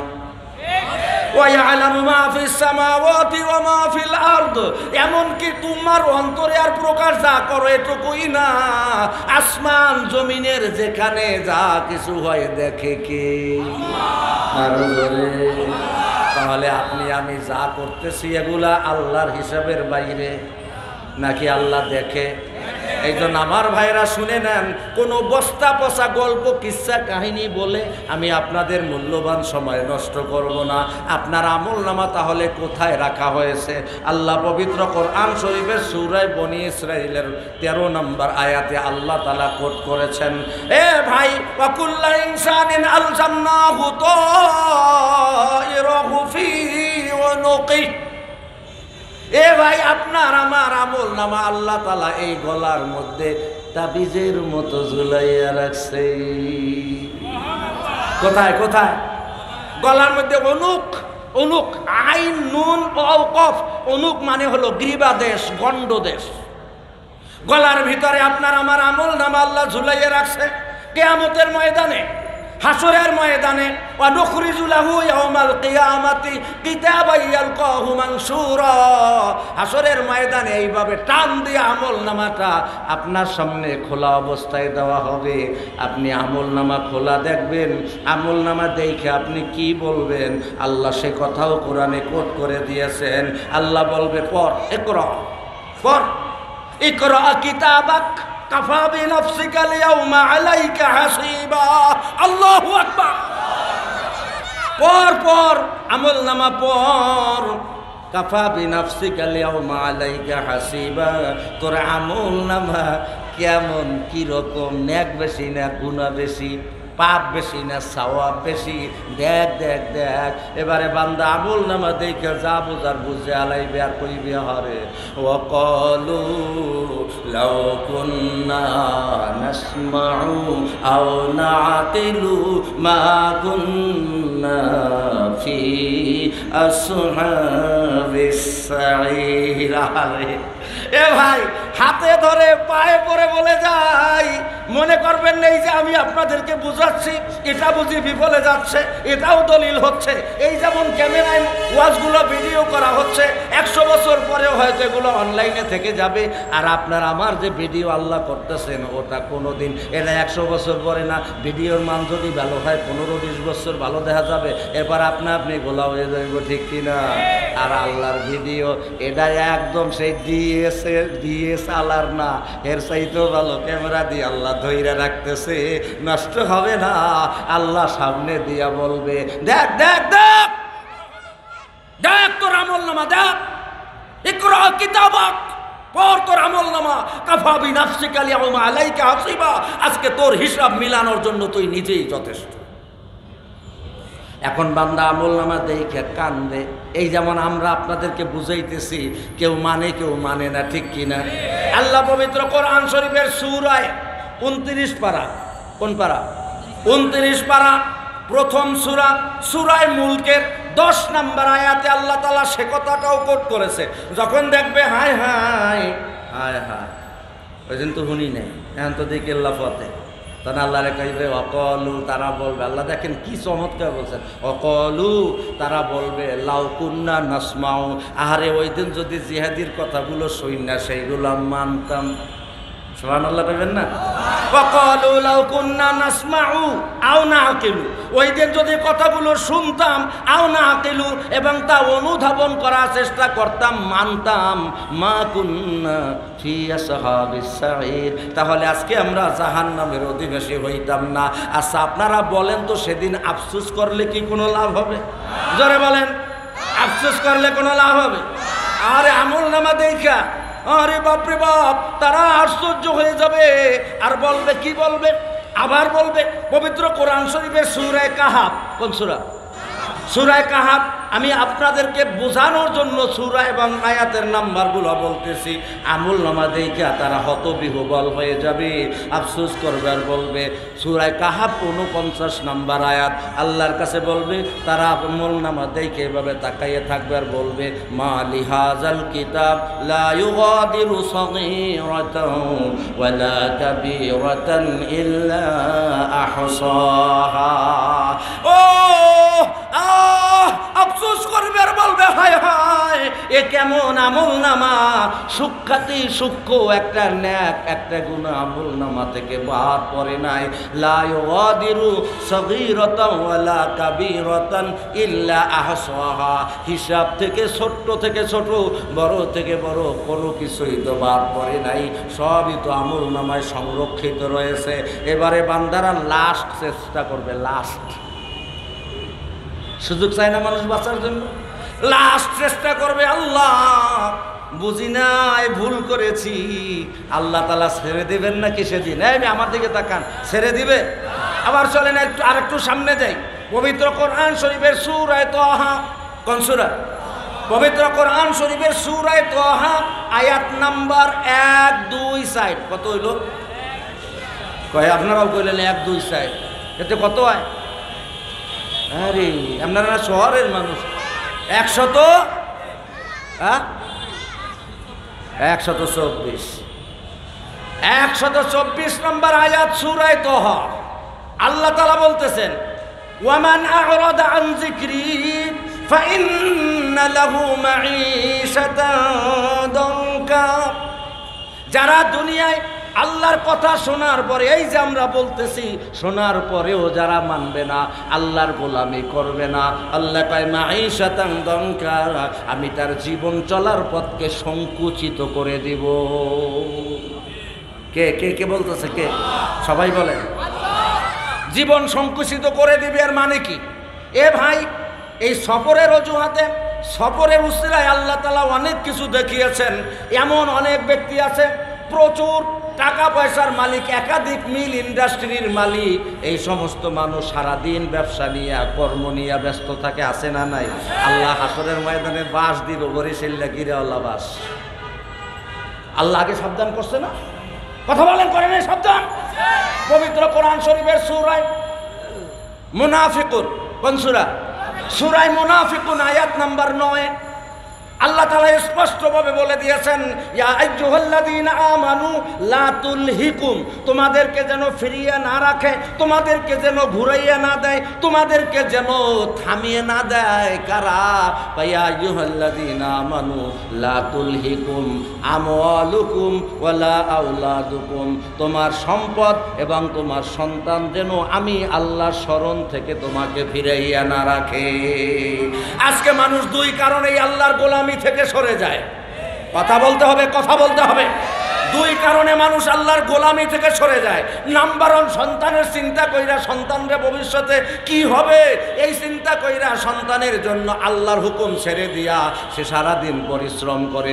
ওই মিল ইন্ডাস্ট্রি আলোদের অবস্থা ওরকম, এই মিল থেকে ও মিলে যায়, ও মিল থেকে সে মিলে যায়। এখানে কর্মচারীদের অসন্তোষ, ওখানে শ্রমিকদের অসন্তোষ, ওখানে ইউনিয়নের অসন্তোষ, এই নানা অসন্তোষ মিলাইতে মিলাইতে সারাদিনে নামাজ তো দূরের কথা, খাওয়ারও টাইম পায় না। আছে না নাই? আল্লাহ কয় ওমান আ'রাদা আন যিকরি, যে আমি আল্লাহর স্মরণ থেকে নিজের মুখ ফিরিয়ে নেবে, আমি তার জীবন চলার পথকে সংকুচিত করে দেব। এখন সংকুচিত কেমনে করবে? আমি আপনাদেরকে একটা উদাহরণ দেই। এই যে লোকটা সারাদিনে ফ্যাক্টরি থেকে ও ফ্যাক্টরি, এখান থেকে ওখানে কোটি কোটি টাকা ব্যাংকে রাখলো, জমা দিল, এরপরে রাত গভীরে বাড়িতে আসলো, কাজের লোক যাইয়া দরজা খুইলা দেয়, কোনো রকম যাইয়া ড্রয়িং রুমে সোফার উপরে বসে কই গো এক গ্লাস পানি দাও। এবারে স্ত্রী বলে টেবিলে জগও আছে, গ্লাস আছে, ঢাইলা খা। নাম্বার 1 জীবন সংকুচিত হওয়ার কারণ 1। 2 নাম্বার, যখন স্ত্রীর কাছে চাইল, স্ত্রী বলে জগ গ্লাস আছে, ঢাইলা খাও। বর্তমান আমাদের দেশে একটা কথা প্রচলিত আছে, প্রত্যেকটা মেয়ে তার বাবাকে বেশি মহব্বত করে, ভালোবাসে, ঠিক কিনা? তবে সেটা ওই সমস্ত ধনী লোকের মেয়েরা নয়, আমাদের মধ্যবিত্ত ফ্যামিলির মেয়েরা তার বাবাকে বেশি ভালোবাসে। কথা বলেন ঠিক কিনা? এবারে বড় আশা কইরা মেয়েরে ডাক দিছে। ধনী লোকেরা তো আবার তারা তাদের মাকে বাবাকে মা আর আব্বা ডাকে না, মারে ডাকে ড্যাড, বাপরে ডাকে ড্যাডি, আর মায়েরে ডাকে মম। কথা হাসা না মিশা? অথচ আব্বা আর মা ডাকের মধ্যে যে কি মধু আর মজা, ওই সমস্ত হায়ার এডুকেটেড আলারা তা বোঝে না। বড় আশা কইরা মাইয়ারে ডাক দিছে, মারে আমার এক গ্লাস পানি দিয়া যা। মেয়ে বলে, I am really sorry, I have no time for you. আমি খুব ব্যস্ত, তোমার দেওয়ার মতো সময় নাই, এক গ্লাস পানিও ঢাললে খাইতে পারো না। আল্লাহ তাআলা বলেন, মাঈশাতান দঙ্কা, আমি তোর জীবনকে সংকুচিত করে দেব। তোর টাকার পাহাড় থাকবে, তোর পরিবারে লোকের ভরা থাকবে, কিন্তু তুই আহ বলে চিৎকার করলেও তোর আহ শোনার পরে কারো কলজে দাগ লাগবে না, কারণ তুই আমারে ভুলে গেছো, তুই তোর আসল মালিককে ভুলে গেছো, তাই তোর অধীনস্থ যারা তারাও তোরে ভুলে যাবে। কথা বলেন ঠিক কিনা? এবারে ছেলেরে ডাক দিয়েছে, বাবা একটু এদিকে আসো তো। ছেলে ডাক দিয়ে কয়, daddy I am extremely sorry, I have very busy now. সম্ভব না, আমি আন্তরিকভাবে দুঃখিত। মাইয়া কয়, আই এম রিয়েলি সরি, পোলায় কয়, I am extremely sorry. Sorry ঠেলায় বাপের তো 13টা বাজতেছে। এবারে আফসোস করে একটা নিঃশ্বাস ছাড়ে আর বলে, এরপর পরের দিন সকালবেলা উঠতে আবার কুকুরের মতো দৌড়ায়। কথা বল ঠিক কিনা? প্লিজ ডোন্ট মাইন্ড, আবার কথাটা বললাম, কেউ মাইন্ড করেন না। কুকুরের পাও যেমন থামে না, এই সমস্ত লোকেরও পাও এইভাবে থামে না, শুধু দুনিয়ার পিছনে ঘুরে বেড়ায়। কথা বলেন ঠিক কিনা? দেখেন আল্লাহ তাআলা তার জীবনকে কেমনে সংকুচিত করে দেয়। এবারে আল্লাহ রাব্বুল আলামিন বললেন, তোর জীবন চলার পথকে আমি সংকুচিত করে দেব। শুধু এ পর্যন্ত নয়, ওয়া নাহশুরুহু ইয়াউমাল কিয়ামাতি আ'মা, আর কিয়ামতের ময়দানে তোমারে আমি অন্ধ বানাইয়া উঠামু। কি বানাইয়া উঠে? আরে বেচারা হাসরের ময়দানে দেখবে সয়ে কিছু দেয় না, লাঠি তো একখান দিয়ে দিবে, লাঠি দিয়ে হাট। কথা কয় না, দিব না? হ্যাঁ, বেলা তো সয়ে কিছু দেয় না, কয় ক্বালা রাব্বি লিমা হাশারতানি আমা, ও মালিক আপনি আমারে কেন অন্ধ বানাইয়া উঠাইলেন? ওয়াকাদ কুনতু বাসীরা, আমি তো দুনিয়ায় চক্ষুষ্মান ছিলাম। এই এই এই এই এই যুবক ভাইরা, আমার দিকে খেয়াল করেন, আমার দিকে খেয়াল করেন, আপনাদের জন্য কথাটা। এই যে ওলামায়ে কেরাম ওয়াজ করে আপনাদেরকে বুঝায়, এক কান দিয়ে শোনেন আর এক কান দিয়ে বাইর করে দেন। কাল হাসরের ময়দানে কানের মধ্যে আল্লাহ তাআলা সীসা জাহান্নামের আগুন দিয়ে পুরাইয়া রড ঢুকাইয়া দেব কানের মধ্যে। কইবা, আল্লাহ লিমা হাশারতানি আমা ওয়া কাদ কুনতু বাসীরা, কেন আমারে অন্ধ করে উঠাইলেন? আমি তো চক্ষুষ্মান ছিলাম। এবার আল্লাহ কি কয় শোনেন, এই কথাটা মনে রাখেন। ক্বালা কাযালিকা আতাতকা আয়াতুনা ফানাসিতাহা, ও নাফরমান, তোর সামনে কি আমার নায়েবে নবীরা কোরআনের দলিল দিয়া, হাদিসের দলিল দিয়া তোরে কি দিন বুঝায় নাই? আল্লাহ বুঝাইছিল। তোরে কি নামাজ সম্পর্কে বলে নাই? আল্লাহ বলছিল। কয় তোরে কি দিন সম্পর্কে বুঝায় নাই? বুঝাইছিল। আমার নাফরমানি করলে তার সাজা কি হবে তোরে কি শুনাই নাই? শুনাইছিল। কয় তাহলে মানো নাই কেন? কয় ফানাসিতাহা, আল্লাহ ভুলে গেছিলাম। কি কইব? আল্লাহ ভুলে গেছিলাম। আল্লাহ কয় কাযালিকাল ইয়াউমা তুনসা, তুমি যেভাবে দুনিয়ায় আমারে ভুলে গেছো, ঠিক তেমনি ভাবে আজ হাসরের ময়দানে আমি আল্লাহও তোমাদের ভুলে গেলাম। আচ্ছা আপনারা বলেন তো, আল্লাহ যদি ভুলে যায় তাহলে হাসরের ময়দানে তো আর একজন আল্লাহ আছে, তার ঠ্যাং ধরে আপনি জান্নাতে যাইবেন? জোরে বলেন। দেখবে কোনো কাম হয় না, এবারে লাস্ট চান্স, ওই যে বলছিলাম শেষ সুযোগটা এবারে কাজে লাগাইতে চায়। তাই আল্লাহ প্লিজ ওয়ান চান্স মোর, আর একবার সুযোগ দেন না, আর একবার সুযোগ দেন। আল্লাহ পবিত্র কোরআন শরীফের সূরা মুনাফিকুনের 10 নম্বর আয়াতের একদম শেষে বলে দিয়েছেন, ওরা আল্লাহর কাছে বলবে, আল্লাহ প্লিজ ফাআসাদদাকা ওয়া আকুম মিনাস সালিহিন, আল্লাহ একটাবার চান্স দেন, দান সদকা কইরা নেক আমল কইরা একেবারে 1 নম্বর সালেহ ন্যায়পরায়ণ ব্যক্তি হইয়া তারপরে নেককার বন্ধ হইয়া কবরে আসব। আল্লাহ বলবেন, this is the one way road, এখানে আসার জায়গা রাস্তা আছে, ফিরে যাওয়ার রাস্তা নাই। কথা বলেন ঠিক কিনা? সুতরাং ও আমার যুবক ভাইরা, আপনাদেরকে বিশেষ করে উদ্দেশ্য করে বলবো, যুবক জীবনে কত গুনার কাজ করলা, তোমার বয়স হয়ে গেছে 30 বছর 35 বছর, আজ পর্যন্ত তুমি এক ওয়াক্ত নামাজ পড়লা না। মাঝে মাঝে শুক্রবার দিন জুমার মসজিদে যাও, আগেও পড়ো না পরেও পড়ো না, মাঝখানে 2 রাকাত পইরা সোজা দৌড়। আছে না নাই? আরে শহরের মসজিদগুলোর অবস্থা এরকম। আরে ভাই আমিও তার সাথে ব্যত্যয় নয়, আমিও ব্যতিক্রম নই। আমার মসজিদ, আমি সিটি ইউনিভার্সিটি হল মসজিদের খতিব হিসাবে আসি। আরে বাপরে বাপ, যখন ফরজ নামাজের সালাম ফিরাই, ওরে বাপরে বাপ, মনে হয় যেন উপরের তালা ভাঙ্গি আমার মাথার মধ্যে পড়তেছে, এমন জোরে দৌড় শুরু করে। অথচ জুমার নামাজ ফরজের আগে 4 রাকাত কবলাল জুমা এবং পরে বাদাল জুমা 4 রাকাত আছে না নাই? আরে যুবক, তুমি নামাজ পড়ো না, তুমি রসুলের সুন্নাতের ধার ধারো না। আর মনে মনে কও, যদি বলি বাবা একটু ঠিক হইয়া যাও, হুজুর কি যে বলেন, এখন পর্যন্ত বিয়ে শাদী করি নাই, এখন কেমনে দাড়ি রাখি, এখন কেমনে নামাজ পড়ি, মানুষে কইবে এ হুজুর হয়ে গেছে হুজুর। হ্যাঁ হ্যাঁ, তোমার আন্ডার এস্টিমেট করতে পারে, তোমাকে ইগনোর করতে পারে, তোমাকে অবমূল্যায়ন করতে পারে। দুনিয়ার চোখে তুমি অবমূল্যায়িত হও, কিচ্ছু যায় আসে না। প্রিয় হবা কার কাছে? জোরে বলেন।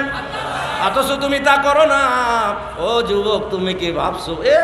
বাপরে বাপ, দেখেন হুজুর গো, হুজুর আলেম ওলামা বয়স যদি এখন তো মাশাআল্লাহ এ নিয়ামতটা উঠে গেছে, এ নিয়ামতটা উঠে গেছে। কারণ আগে শহরের মসজিদগুলো তো ইমাম মুয়াজ্জিন খাদেমের খাবার ছিল, ঠিক না? মহল্লা থেকে খাবার আসতো। শাহ আশরাফ আলী থানবী রহমাতুল্লাহ আলাই তার কিতাবের মধ্যে, কারামত আলী সাহেব জৌনপুরি রহমাতুল্লাহ আলাইহির কিতাবের মধ্যে লাগছে, যেই এলাকার মানুষ ওলামায়ে কেরাম এবং তালিবুল ইলমদেরকে খানা খাওয়ায়, ওই এলাকায় আল্লাহ আয় রোজগার এবং বরকত দ্বারা পূর্ণ করে দেয়। অথচ এরা জোলার খাওয়া খায়, জম্মের খাওয়া খায়, কিন্তু হুজুরের যেদিন খাওয়া পরে বলে হুজুর একটু সমস্যা আছে, 200 টাকা লই যান। অথচ খানার ভিতরে কত বরকত তুমি বুঝলে না। এ ভাই, তুমি মনে করছো তোমার চেহারা সুন্দর, ওরে বাপ রে বাপ, যদি একটু স্বাস্থ্য রাস্তা ভালো হয়, চেহারাটা যদি একটু সুন্দর হয়, গায়ের রানটা যদি একটু ফর্সা হয়, রাস্তার মধ্যে আডে বুড় বোনে উনি একেবারে সেই দুবাইয়ের, ওই যে দুবাইয়ের মাইয়ার নাম শুনছেন না, প্রচুর, যে আর একদিনে খরচ তা দিয়ে আমাদের বাংলাদেশের প্রায় 6 মাসের বাজেট হয়ে যায়। এই বেটার স্বামী মনে হয় উনি হয়ে গেছে রাস্তা দিয়ে এমন ভাবে আডে। এই যুবক, তোমার এই জওয়ানি থাকবে না, তোমার এই সৌন্দর্য থাকবে না, আজকে তোমার এই সুন্দর লাবণ্যতা, আজকে তোমার এই সুন্দর চেহারা, গায়ে গোশত ভরা, এ কিছুই থাকবে না। হুসনে তেরা চাঁদে রোজ হুসনে তেরা চাঁদে রোজ আখের ফানা হো যায়েগা, हुस्न तेरा चंद रोज आखिर फना हो जाएगा, जिस पे तेरा नाज है वो खाक में मिल जाएगा, जिस पे तेरा नाज है वो खाक में मिल जाएगा।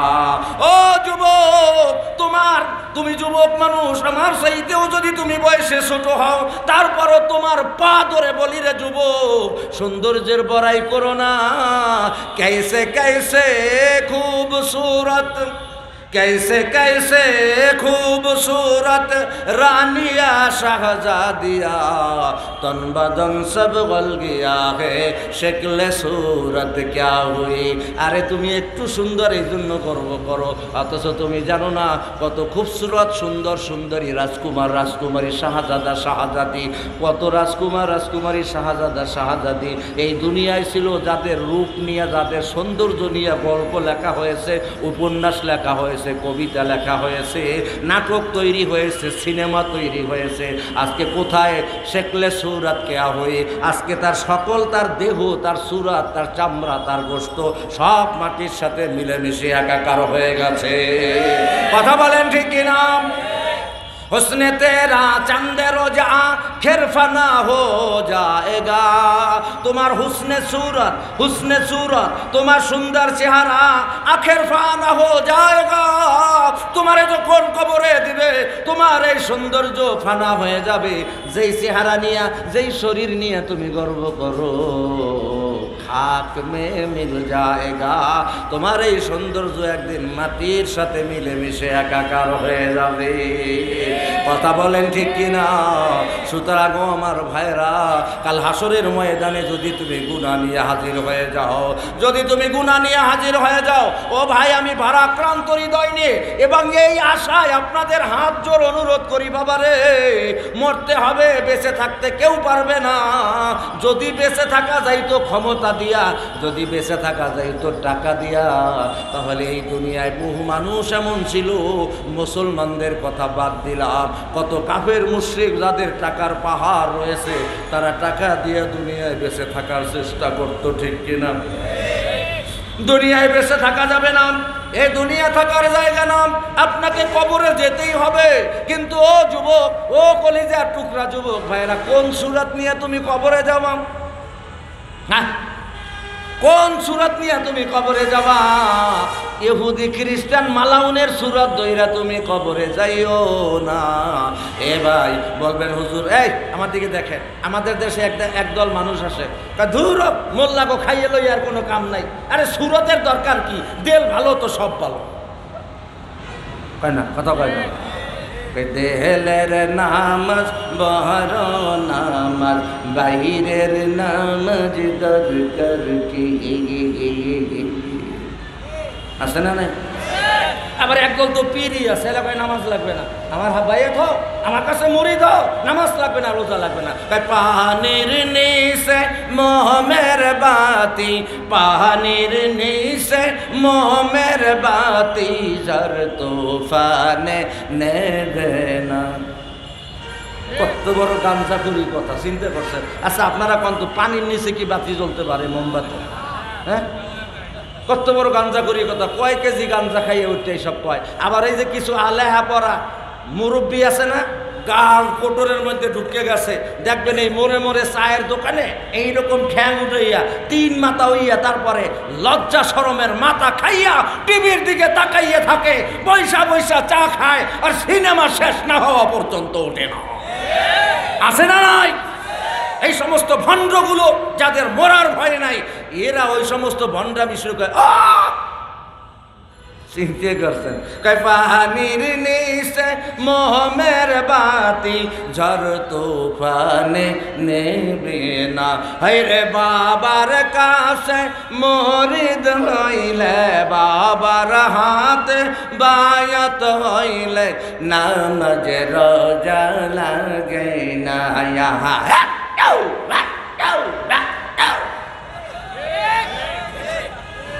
আছে না নাই?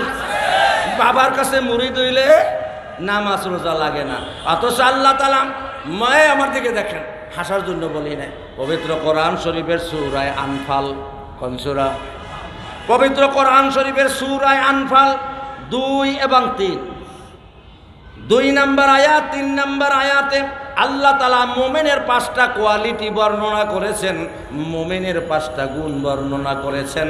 এর মধ্যে 4 নম্বর গুণ হলো ওয়াল্লাযীনা ইউকিমুনাস সালাহ। আল্লাহু আকবার।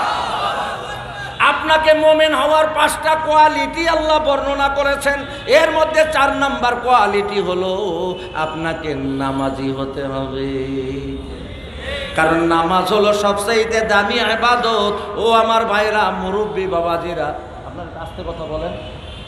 ও আমার মুরব্বী বাবাজিরা, যুবক ভাইরা, দিলের কানটা দিয়ে শোনেন। আল্লাহ তাআলার কোরআনের ভিতরে 6000 প্লাস আয়াত আছে, ঠিক কি না? 6000-এর উপরে আয়াত আছে।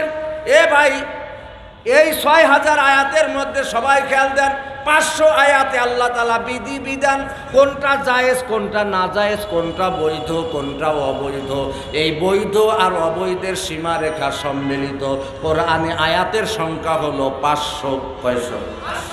আল্লাহ রাব্বুল আলামিন সংক্ষেপে বলতেছি, আল্লাহ রাব্বুল আলামিন উম্মতে মুহাম্মাদির জন্য কোরআনের মাধ্যমে যতগুলো দিক নির্দেশিকা মানার কথা বলেছেন, এরপর যতগুলো ছাড়ার কথা বলেছেন, এর আয়াত সংখ্যা হলো 500। আল্লাহ সব বিধান ফেরেশতা জিবরাইলকে দিয়ে কোরআন আকারে রসুলের সিনার মধ্যে নাজিল করেছে, ঠিক কিনা? বুঝে থাকলে বলেন ঠিক কিনা। কিন্তু এই যুবক, আশ্চর্যের বিষয় কি জানেন? এই মুরব্বী বাবাজির আবার তাকাই বেশি, আসলে মুরব্বী মানুষগুলোই ভেজাল করে বেশি। মাইন্ড করলেন? এই যে খালি এ ভাই, সব বিধান আল্লাহ কোরআনের মাধ্যমে নাজিল করেছে জিবরাইলকে দিয়া। একটা বিধান আল্লাহ জিবরাইলকে দিয়া দুনিয়ায় পাঠান নাই। ও মুসলমান, খেয়াল করে, একটা বিধান, সব বিধান আল্লাহ ফেরেশতা জিবরাইলকে দিয়ে রসুলের কাছে দিয়ে গেছে। শুধু একটা বিধান আল্লাহ জিবরাইলকে দিয়ে দেন নাই, আল্লাহ তার হাবিবকে আরশে নিয়া তারপরে বিধান দিয়েছেন, সেটা হলো নামাজ। অতএব তারাই আপনার বোঝা উচিত যে নামাজের গুরুত্ব আল্লাহর কাছে কত বেশি, ঠিক কিনা? অথচ সেই নামাজ পড়ে না। আর আমাদের দেশে সমস্ত ভণ্ড বেদাতি মাজার পূজারি সিন্নিখোর, এরা বলে নামাজ লাগবে না, দেলের নামাজ বড় নামাজ, পর্দা লাগবে না, দেহেলের পর্দা বড় পর্দা।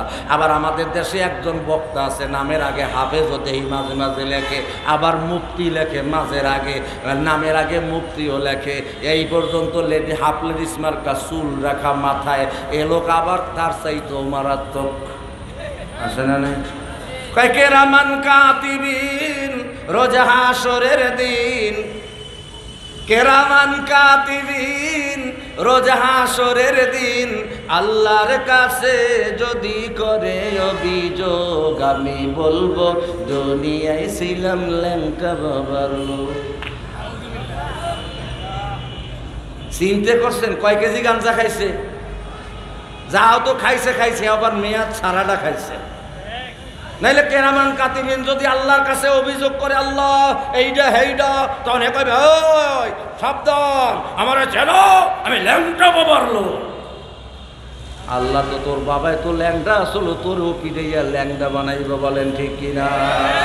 আহারে যেই দিন, ও মুসলমান, হাসরের ময়দান কত ভয়াবহ হবে। মা আয়েশা সিদ্দিকা রাদিয়াল্লাহু তাআলা আনহার বর্ণনা। মা আয়েশা সিদ্দিকা কে? আপনাকে যাত্রাবাড়ি বাসিক এলাকায় থাকে, তাই না? হযরতে মা আয়েশা সিদ্দিকা রাদিয়াল্লাহু তাআলা আনহা, রসুলের প্রিয়তমা স্ত্রী, যাকে আদর করে রসুল হুমায়রা ডাকতেন। এই মা আয়েশা সিদ্দিকা একদিন আল্লাহ রাসূলকে প্রশ্ন করেন, ইয়া রাসূলুল্লাহ, হাসরের ময়দানের ভয়াবহতা কেমন হবে?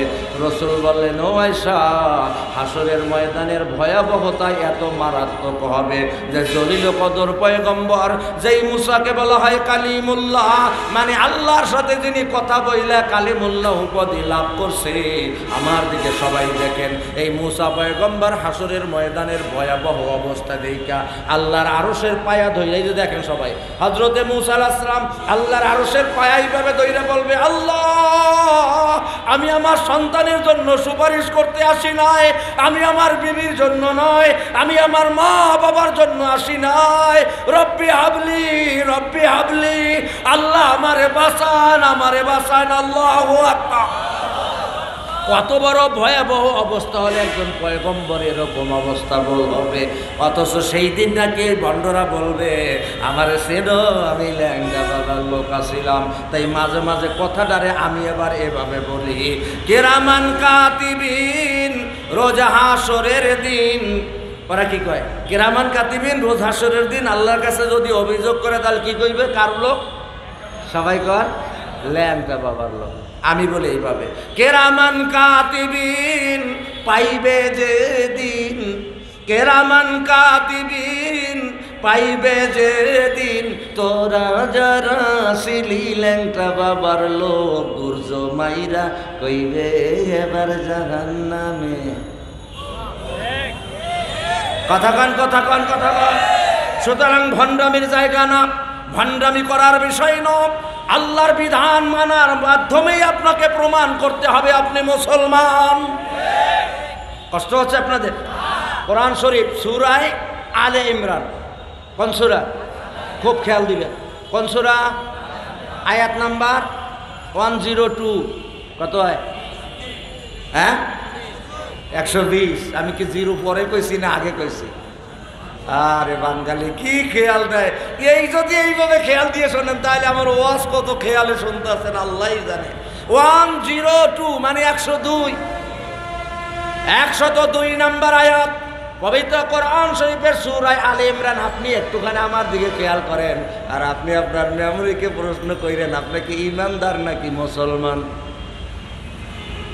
কথা কান না কা? ইমানদার আর মুসলমানের মধ্যে ব্যবধান আছে না নাই? আগে বোঝেন ইমানদার কারা? যেই লোকটা বিশ্বাস করে, যেই লোকটা বিশ্বাস করে কলেমার ইমানের বাণী কলেমা পড়ছে, এরপরে সে বিশ্বাস করে আল্লাহ আছে, রসুল দুনিয়ায় আসছে বিশ্বাস করে, কোরআন আল্লাহর কালাম এটা বিশ্বাস করে, মরা মৃত্যু আছে এটা বিশ্বাস করে, কবরে যাওয়ার পরে মুনকার নাকির আইব প্রশ্ন করব, এগুলা বিশ্বাস সে করে। সে তাকদীরের ভালো মন্দের উপরেও বিশ্বাস করে, সব কিছু সে বিশ্বাস করে, কিন্তু নামাজ এক ওয়াক্ত পড়ে না, আমল ঠিকভাবে করে না, সেও কিন্তু ইমানদার। কথা বলেন ঠিকই না? না বোঝেন নাই? সে সব কিছু বিশ্বাস করে কিন্তু আমল করে না, এ হলো কি? ইমানদার। এই জন্য এখন কথাটা বোঝেন। আল্লাহ পবিত্র কোরআন শরীফের সূরা আলে ইমরানের 102 নম্বর আয়াত আল্লাহ তাআলা কি কয় আবার বলে খেয়াল দেন, ইয়া আইয়ুহাল্লাযীনা আমানু, হে ঈমানদার বান্দারা, ইত্তাকিল্লাহ হাক্কা তুকাতিহ। সুবহানাল্লাহ। আল্লাহ কয় হে ঈমানদার বান্দারা, তোমরা আল্লাহরে ভয় করার মতো ভয় করো। সুবহানাল্লাহ। আচ্ছা, ভয় করার মতো ভয় করো। ওলামায়ে কেরাম আরো একটা শব্দ কয় কি? হাক্কা তুকাতিহি, যথাযথভাবে ভয় করো। এই যথাযথ ভয় করার মানে কি? আমার দিকে দেখেন, আবার তাকায় আমার দিকে দেখেন। আর আমি আলেমের দিকে মহব্বতে তাকাইয়ে থাকলেও চোখের দ্বারা সংগঠিত সকল সগীরে গুনাহ আল্লাহ মাফ করে। আমার দিকে দেখেন, আল্লাহ তাআলা কি কয়? হে ঈমানদার বান্দারা, তোমরা আল্লাহরে ভয় করার মতো ভয় করো। ভয় করার মতো ভয় করো মানে কি? তাফসিরে মাজাহারিতে আল্লামা সানাউল্লাহ পানিপতি রহমাতুল্লাহ আলাইহি লেখেন, আল্লাহ যত বড়, আল্লাহকে ভয় করো তত বড়। সুবহানাল্লাহ। হাক্কা তুকাতি অর্থাৎ এক কথায় আল্লাহর শান, আল্লাহর মান অনুযায়ী আল্লাহরে ভয় করো। সুবহানাল্লাহ। তাই আপনারা আবার বলেন, আল্লাহ তাআলা ঈমানদারদেরকে ডাক দিয়ে কি বলছে? ভয় করার মতো ভয় করো। পরের অংশে কি কয়? ওয়ালা তামুতুন্না ইল্লা ওয়া আনতুম মুসলিমুন, খবরদার খবরদার মুসলমান না হইয়া মরিও না।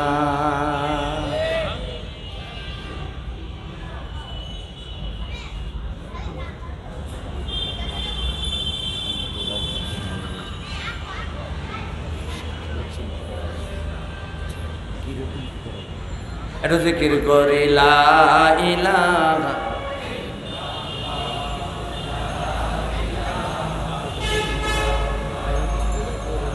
কি বলছে? হে ঈমানদারেরা, আল্লাহরে ভয় করার মতো ভয় করো।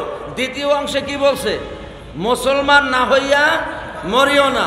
তার মানে বোঝা গেল ঈমানদারদেরকে ডাক দিয়ে যখন বলছে মুসলমান না হইয়া মরিও না, তাহলে বোঝা গেল যারা সবাই মুমিন কিন্তু সবাই মুসলমান না। কথা বলেন ঠিক কিনা?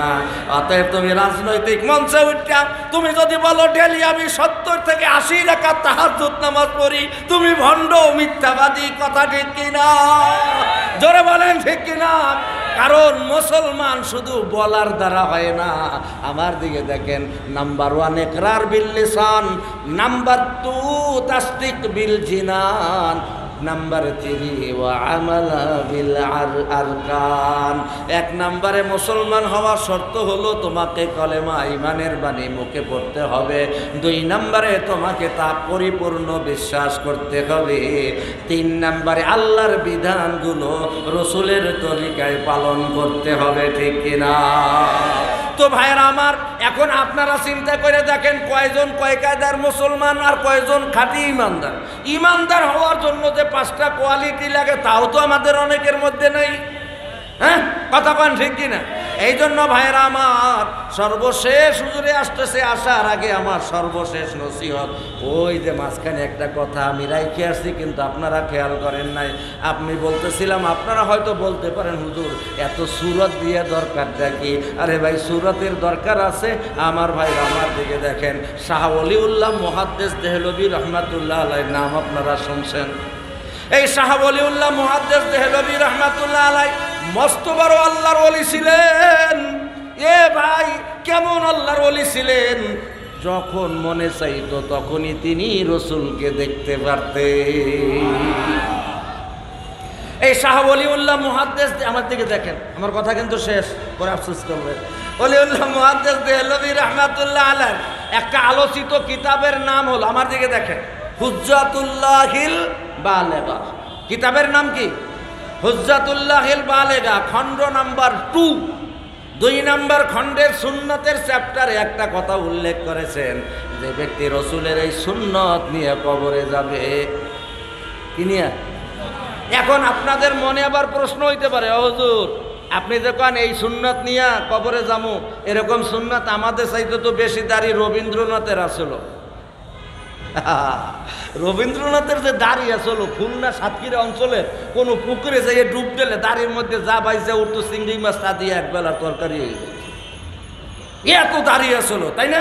এখন আপনাদের মনে যদি এরকম প্রশ্ন আসে যে দাঁড়িয়ে এই সুরাত নিয়ে যদি কবরে যাই, হ্যাঁ এ ভাই, যে ব্যক্তি মোহাব্বতে রসুলের সুন্নাত রাখবে, সে শুধু খালি সুন্নাতের সুরাত থাকবে না, তার মধ্যে আরও একটা সুরাত থাকবে, সেটা হলো তার কপালের সেজদার জায়গাটা আলো ছড়াইতে থাকবে। আমার ভাইরা, শাহ ওলিউল্লাহ মুহাদ্দিস দেহলভী রহমাতুল্লাহ আলাইহি লেখেন, যেই লোকটা রসুলের সুন্নাত নিয়ে কবরে যাবে, আরে ভাই এ ভাই, বড় দুঃখ লাগে। একটা মানুষ যখন মারা যায়, আচ্ছা বলেন তো, আমার দিকে সবাই দেখেন, অথবা এই যে হুজুর যারা আছে, এই ওঠা বসা করলে আমার বড় অতৃপ্তি লাগে। এই যে হুজুর আছে, হুজুরের দিয়েই দেখাই। আচ্ছা, এই হুজুরের মাথায় টুপি আছে, গায়ে লম্বা জামা আছে, মুখে দাঁড়িয়ে আছে। এই আমি যখন হুজুরের দিয়ে আমি আমারে পাই, আমি যখন মারা যাব, আমার এই মাথার টুপি দিয়ে আমারে কবরে দিবে, এই জামা আমারে গায়ে দিয়ে কবরে দিবে। তাহলে এই নেসপে শাক জুব্বা পরা কি সুন্নাত নাকি নফল? সুন্নাত। এই মুখের দাড়ি রাখা কি, মাথায় টুপি পরিধান করা কি সুন্নাত। এখন বলেন তো, আমি যখন মারা যাব এই সুন্নতও থাকবে না, এটাও থাকবে না, তাহলে আমি রসুলের উম্মত হিসাবে কবরে যাওয়ার সময় কোন সুন্নাতটা নিয়ে আমি কবরে যাব? শুধুমাত্র এই সুন্নাতটা নিয়ে আমি কবরে যাব। এই জন্য পয়গম্বর বলেছেন, শাহ ওলিউল্লাহ মুহাদ্দিস দেহলভী রহমাতুল্লাহ আলাইহি হুজ্জাতুল্লাহিল বালেগা খণ্ড নম্বর 2 সুন্নাতের চ্যাপ্টারের মধ্যে বলেছেন, যেই লোকটা রসুলের সুন্নাতকে মহব্বত করে কবরে যাবে, যখন মুনকার নকির কবরে ঢুকে আপনার মুখের থেকে কাফনের কাপড়টা সরিয়ে ফেলবে, তখন আপনার মুখে রসুলের সুন্নাতের টুপি সুন্নাত দেখবে, আর কপালে সেজদার জায়গাটা আলো ছড়াতে দেখবে, তখন ওই মুনকার নকির 2 জন একজন আর একজনকে বলবে, খবরদার বেয়াদবি করিস না, নকশা নমুনা দেখে কিন্তু আখেরি নবীর উম্মত বলেই মনে হয়। অতএব কোন সুরাত নিয়ে আপনি কবরে যাবেন, আমার কথা শেষ। हमसूरतो हमसीराते मुस्तफ़ा हमसूरतो हमसीराते मुस्तफ़ा दरता मानी हलेयों को नित्तेबा माना हब्बा सुन्नती को याद कर माना हब्बा सुन्नती को याद कर बा मोहम्मद जाए तू जन्नत लेकर मनता मस्सक सुन्नती को याद कर मनता मस्सक सुन्नती को याद कर अजरो शहीदों का हासिल तू कर। আপনি যদি রসুলের সুরাত ধরে কবরে যাইতে পারেন, সুন্নাতের মহব্বত নিয়ে যদি কবরে যাইতে পারেন, আর এই বর্তমান ফিতনা ফাসাদের আমলে কোনো ব্যক্তি যদি রসুলের একটা সুন্নাতকে মজবুত করে ধরে রাখে, আল্লাহ রসুলের আমলে দিনের জন্য যারা শাহাদাত বরণ করেছে, এরকম অসংখ্য শহীদের সওয়াব তার আমল নামায় লেখা হয়ে যায়।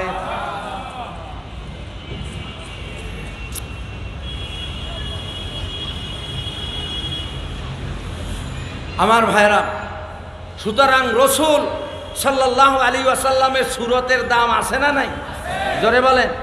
তাহলে আমরা এই রসুলের সুরত ধরতে রাজি আছি? আর একটা কথা বলে আমি আপনাদেরকে একটু বিরক্ত করব। আপনারা কি আসলেই বিরক্ত হচ্ছেন? যে কথাগুলো বলছে এগুলো শোনার দরকার আছে না নাই?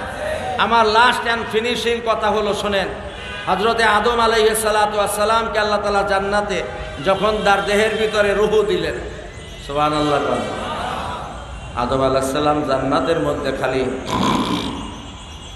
নাক ডেকে ঘুমায়, কিন্তু হাঁটা চলা করে, মন মরা হইয়া হাঁটা চলা করে। আল্লাহ কয়, কেউ আদম, কেউ আদম, জান্নাতে থাকো, যা মনে চাই তাই খাও, মন বেজার কেন, ব্যাপারটা কি? আদম আলাইহিস সালাম কয়, আল্লাহ, আমার মনের মধ্যে জানি কি একটা শূন্যতা, কি জানি একটা আমার মনে চায়, কিন্তু কি মনে চায় আমি জানি না। আল্লাহ কয়, ওই তুমি না জানলে কি হইবে, আমি জানি। কারণ জুয়ান বয়স যখন আসে, ছাইলার মাইয়াকে যখন জুয়ান বয়স আসে, এই সময়টাই তো আকাম কুকাম আর পাপ কাম কইরে ফেলাই, বলেন ঠিক কিনা? আদম আলাইহিস সালামের শরীরে তো আল্লাহ যৌবন শক্তি দান করছে, কিন্তু কি চাই বুঝে না। আল্লাহ তাআলা কয়, তুমি না বুঝলে কি হইবে আমি জানি। আদম আলাইহিস সালাম ঘুমাই রইছে, বাম পাজরের হাড্ডি নিয়ে হাওয়ারে বানাইয়া জান্নাতের মধ্যে সুন্দর কইরা সাজাইয়া রাখছে। আমার দিকে দেখেন, আদম আলাইহিস সালাম ঘুম থেকে উঠছে, ঘুম থেকে উঠতে এরকম, আপনারা এটারে কি করেন? হ্যাঁ, আলিশ। আমাদের এলাকা বরিশালে কয় আলিশা দেয়, আর ফরিদপুর মাদারীপুর অঞ্চলে কয় টানা টানি, আর হচ্ছে আপনি যদি সৈয়দপুর, দিনাজপুর, নীলফামারী, গাইবান্ধা ওইদিকে যান, তাহলে হেরা কয় মোরামুরি। এক শব্দ, এক কথার কত অর্থ দেখছেন? তো আদম আলাইহিস সালাম এইরকম আলিশা দিয়া, মুই মগবাড়িটাই কই, এইরকম আলিশা দিয়া চোখ খুলছে। যেই মাত্র চোখ খুলছে, হাওয়ার দিকে নজর পড়ছে। নজর পড়া ওই যে মনের মধ্যে একটা না পাওয়ার শূন্যতা ছিল না, ওটা একেবারে ফুললি ডিলেট হয়ে গেছে। এবারে আদম আলাইহিস সালাম দৌড় দিছে হাওয়ার দিকে। আল্লাহ কয়, এই আদম, ওয়েট ওয়েট, আনছি, ওটা তোর জন্যই বানাইছি, এত অস্থির হইস না, একটু দাঁড়া। তো আদম আলাইহিস সালাম দাঁড়াইছে, কয় ওটা তোর জন্যই বানাইছি, একটু ওয়েট কর। আদম আলাইহিস সালাম চিন্তা করলো, তাহলে একটু দেখি। আর আদম আলাইহিস সালাম কথার কথা জান্নাতের ড্রেসিং টেবিলের সামনে যাইয়া দাঁড়াইছে।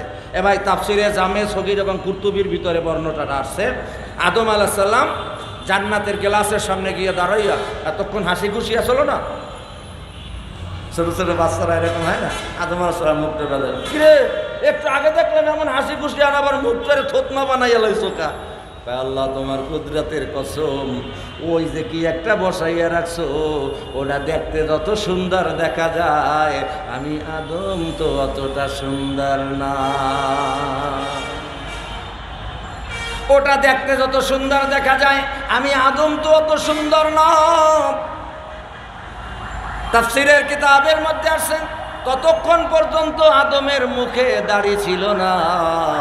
আদম যখন বেজার হয়ে যায়, আল্লাহ কুদরতিভাবে সাথে সাথে আদমের মুখে দাড়ি উঠাইয়া দেয়। এবারে আদম আলাইহিস সালাম আয়নার দিকে তাকাইয়া ওই যে আইয়ুব বাচ্চার মতো মরামরি নাচানাচি শুরু করে দিছে। আদম আলাইহিস সালাম রে আল্লাহ কয়, কি আদম একটু আগে বেজার, এখন আবার খুশিতে ফাল পাড়তাছো, নাচতাছো, ব্যাপার কি? কয়, আল্লাহ দেখেন আমার দিকে, আল্লাহ তোমার কুদরতের কসম, তোমার রুবুবিয়তের কসম, তোমার জালালিয়াতের কসম, তোমার জান্নাতের মধ্যে যা কিছু দেখেছি, আমি আদমের চাইতে কেউ সুন্দর না। আদম আলাইহিস সালাম সুন্দর হইলেন কি পাইয়া? জোরে বলেন, আরো জোরে। আপনারা সুন্দর হন কি কইরা? এই জন্য ভাইজান একটা কথা বলি, কেউ মাইন্ড করবেন না, হাত জোর অনুরোধ করি, যারা দাড়ি কামায় এরা হইল আল্লাহর এক নাম্বার নাফরমান। এক নাম্বার নাফরমান। আপনি জি বললেও জি, না বললেও জি, কারণ আল্লাহ তাআলার সিদ্ধান্ত হচ্ছে আপনার মুখে দাড়ি হবে, আর আপনি সেটা কামাই আল্লাহ সিদ্ধান্তের বিরোধিতা করলেন। সুতরাং আল্লাহর কসম, আল্লাহর কসম, আল্লাহর কসম, আপনি যদি দাড়ি কামার অবস্থায় মারা যান, আপনার একমাত্র পরিণতি মাওয়াহু জাহান্নাম, সরাসরি আপনি জাহান্নামে যাবেন। সুতরাং আমার ভাইয়েরা, এখন বলেন, জেনারেল লাইনে শিক্ষিত যারা, তারা কি রসুলের সুন্নতের ইত্তেবা করে? না, যারা রসুলের মাদ্রাসায় পড়াশোনা করে তারা সুন্নতের ইত্তেবা করে। আমার ভাই, এখন ওলামায়ে কেরাম কি দাড়ি কামায়? ওলামায়ে কেরামের দাড়ি রাখার কারণে তো অনেক খারাপ দেখা যায় না, বরং আপনাকে কোটিপতির সন্তানের চাইতে মাদ্রাসার 5,000 টাকা বেতনে চাকরি করা আর বোর্ডিংয়ের সাধারণ তরকারি খাওয়াই না হুজুর গো চেহারা আপনার কোটিপতি সন্তানের চাইতে বেশি সুন্দর। কথা বলেন ঠিক কিনা? সুতরাং আমার ভাইয়েরা, আপনাদের উদ্দেশ্যে আমার শেষ নসিহতকে দিলের কানটা দিয়া শুনবেন। এই যে হজরতের মাদ্রাসা, এই মাদ্রাসা বাইতুল আমান আহমদ রহমানিয়া মাদ্রাসা, এই মাদ্রাসা হলো গোটা দুনিয়ায় যত মাদ্রাসা রয়েছে সব মাদ্রাসা হলো রসুলের ঘর, আর গোটা দুনিয়ায় যত মসজিদ রয়েছে সব হলো আল্লাহর ঘর। ঠিক কিনা? ইসরাফিল যখন সিংহায় ফুৎকার দিবেন, ইসরাফিল যখন সিংহায় ফুৎকার দিবে, ونفخ في الصور فصعق من في السماوات ومن في الأرض إلا من شاء الله। পবিত্র কোরআন শরীফের সূরা জুমারের 68 নম্বর আয়াতে আল্লাহ বলতেছেন, ইসরাফিল যখন সিংহায় ফুৎকার দিবে, আপনাদের কষ্ট হচ্ছে? ইসরাফিল যখন সিংহায় ফুৎকার দিবে গোটা পৃথিবী লন্ডভন্ড হয়ে যাবে, সবাই বেহুশ হয়ে যাবে। আল্লাহ যাদের চাইবে তারাই শুধুমাত্র জীবিত থাকবে, কিন্তু যারা বেহুশ হবে তারাও এক পর্যায়ে মরে যাবে। বগলের ভিতরে এমন একটা রোগ দেখা দিবে, এর কারণে তারা মারা যাবে। এরপর ইসরাফিল দ্বিতীয়বার সিংহায় ফুৎকার দিবে, সুম্মা নুফিকা ফীহি উখরা فإذا هم قيام ينظرون। এরপর ইসরাফিল দ্বিতীয়বার সিংহায় ফুৎকার দিবে। ভাই, প্রথমবার সিংহায় ফুৎকার দিবে, এরপর দ্বিতীয়বার সিংহায় ফুৎকার দিবে। প্রথমবার আর দ্বিতীয়বারের মাঝখানে ডিস্টেন্স কত বছর পরে? হযরতে আবু হুরায়রা রাদিয়াল্লাহু তাআলা আনহুর বর্ণনা। হযরতে আবু হুরায়রার কাছে একজনে জিজ্ঞাসা করলো, আবু হুরায়রা, প্রথমবার যখন ইসরাফিল সিংহায় ফুৎকার দিবে, দ্বিতীয়বার আবার কখন ফুৎকার দিবে? বলছে 40। কি 40? এরপর বলতেছে 40 দিন। আমাদের সবাই দেখছেন 40 দিন পর। তাহলে কি 40 মাস? কয়টা কথা জিজ্ঞেস করছে? কথা বল না কা? 40 দিন পর কয় না, কয় 40 মাস পর কয় না। এরপরে সাহাবী আর জিজ্ঞেস করে নাই, তলি জিজ্ঞেস করতো তাহলে কি কইতো? 40 বছর, তাই না? হ্যাঁ, একটা মানুষ। এ ভাই, এই জন্য আকসার মুহাদ্দিসিনগণ বলেছেন ইসরাফিলের সিংহায় ফুৎকারের দ্বিতীয় ফুৎকারের মাঝখানে কমপক্ষে 40 বছর বলা হয়েছে। 40 বছর কইছে না, 40,000 বছর পরে দ্বিতীয় ফুৎকার দিবে। সুবহানাল্লাহ। আমি যে কথাটা, যে হাদিসটা আপনাদের শোনাতে চাই, সবাই আমার দিকে 10 মিনিট খেয়াল দিয়ে থাকবেন। রাজি আছেন না ইনশাল্লাহ? কবর কি আজাব সচ্চা হয় মগার উসকো মাই কেউ নেহি দেখা। কবরের আজাব সত্য, কিন্তু দেখি না কেন। এই কিতাবের মধ্যে একটা হাদিস আপনাদের শোনাই, শোনেন। ইসরাফিল যখন প্রথমবার সিংহায় ফুৎকার দিবে, গোটা পৃথিবী লন্ডভন্ড হয়ে যাবে। এক পর্যায়ে গোটা পৃথিবী পানিতে পরিণত হয়ে যাবে। সুবহানাল্লাহ। কি হবে? কি? গোটা পৃথিবী পানি হয়ে যাবে। আল্লাহ রাব্বুল আলামিন তাকাবেন, তাকাইয়া দেখবেন গোটা পৃথিবী পানি, পানির উপরে শ্যাওলার মতো কিছু একটা ভাসতেছে। আল্লাহ কয়, এই তোমরা কারা? ভাসমান ওই ঘরগুলোর থেকে আওয়াজ আসবে, আমরা নবীর ঘর মাদ্রাসা। সুবহানাল্লাহ। বাড়ি যাই কইরা কার ঘর? পানির উপরে শ্যাওলার মতো ভাসতে থাকবে। আল্লাহ বলবে, এই তোমরা কারা? ধ্বংস হও নাই কেন? সবাই ধ্বংস হয়েছে। আওয়াজ আসবে, আমরা নবীর ঘর মাদ্রাসা। তাহলে তোমরা কেন ধ্বংস হও না? আল্লাহ, আমাদের একটা দরখাস্ত আছে। কয় কি? কয় আল্লাহ, আমাদের দরখাস্ত হলো এই নবী, এই যে ঘর আমরা, এটা কার ঘর? আল্লাহ কয় নবীর ঘর। কয় আপনার নবী কি বানাইছে? সুবহানাল্লাহ। কয় ঘর কি আপনার নবী বানাইছে? কয় না। তাহলে কারা বানাইছে? কয় আমার বান্দারা। কয় তাহলে তোমার যেই বান্দারা মাথার ঘাম পায়ে ফেলাইয়া রোদ্রে পুইরা বৃষ্টিতে ভিজা কামাই করা সম্পদ দিয়া তোমার নবীর ঘর যারা চালাইছে, এদেরকে জান্নাতে নেওয়ার ওয়াদা না করলে আমরা নবীর ঘর মাদ্রাসা ধ্বংস হব না। জোরে জোরে সুবহানাল্লাহ। আল্লাহ কোনো আওয়াজ দিবে না। কত মাস কাল পার হয়ে যাবে আল্লাহু আলাম, আল্লাহই ভালো জানেন। আল্লাহ দ্বিতীয়বার আবার ডাক দিবে, এই নবীর ঘর মাদ্রাসা তোমরা কেন ধ্বংস হও না? আল্লাহ একটা দরখাস্ত করছিলাম, আপনি কবুল করেছেন কিনা জানি না। কয় কি? কয় একটা দরখাস্ত করেছিলাম, কবুল করেছেন কিনা জানি না। আর একটা কথা মনে পড়ছে, কয় কি? এটা আপনাদের এখানের জন্য প্রযোজ্য নয়। যারা গ্রাম এলাকায় কিংবা শহরে যারা সম্পদ দান করে, জমি দান কইরা মাদ্রাসা বানায়, তাদের জন্য বলবে, আল্লাহ তোমার নবীর ঘরের জন্য যারা জমি দান করছে এদের মাতৃকুল পিতৃকুল জান্নাতে নেওয়ার ওয়াদা না করলে আমরা নবীর ঘর ধ্বংস হব না। আল্লাহ কোনো আওয়াজ দিবেন না। এভাবে কত মাসকাল পার হয়ে যাবে আল্লাহই ভালো জানেন। আপনার আমার নবী বলেন, এবারে আবার আল্লাহ বলবেন, এই নবীর ঘর ধ্বংস হও না কেন? লাস্ট অ্যান্ড ফিনিশিং, তৃতীয়বার মাটি নবীর ঘর বলবে, আল্লাহ দুইটা দরখাস্ত করেছিলাম, আপনি কবুল করেছেন কিনা জানি না। আর একটা মনে পড়েছে, কয় কি? কয় টাকা ছিল না, দিতে পারে নাই, জমি জমা ছিল না, তাই দিতে পারে নাই।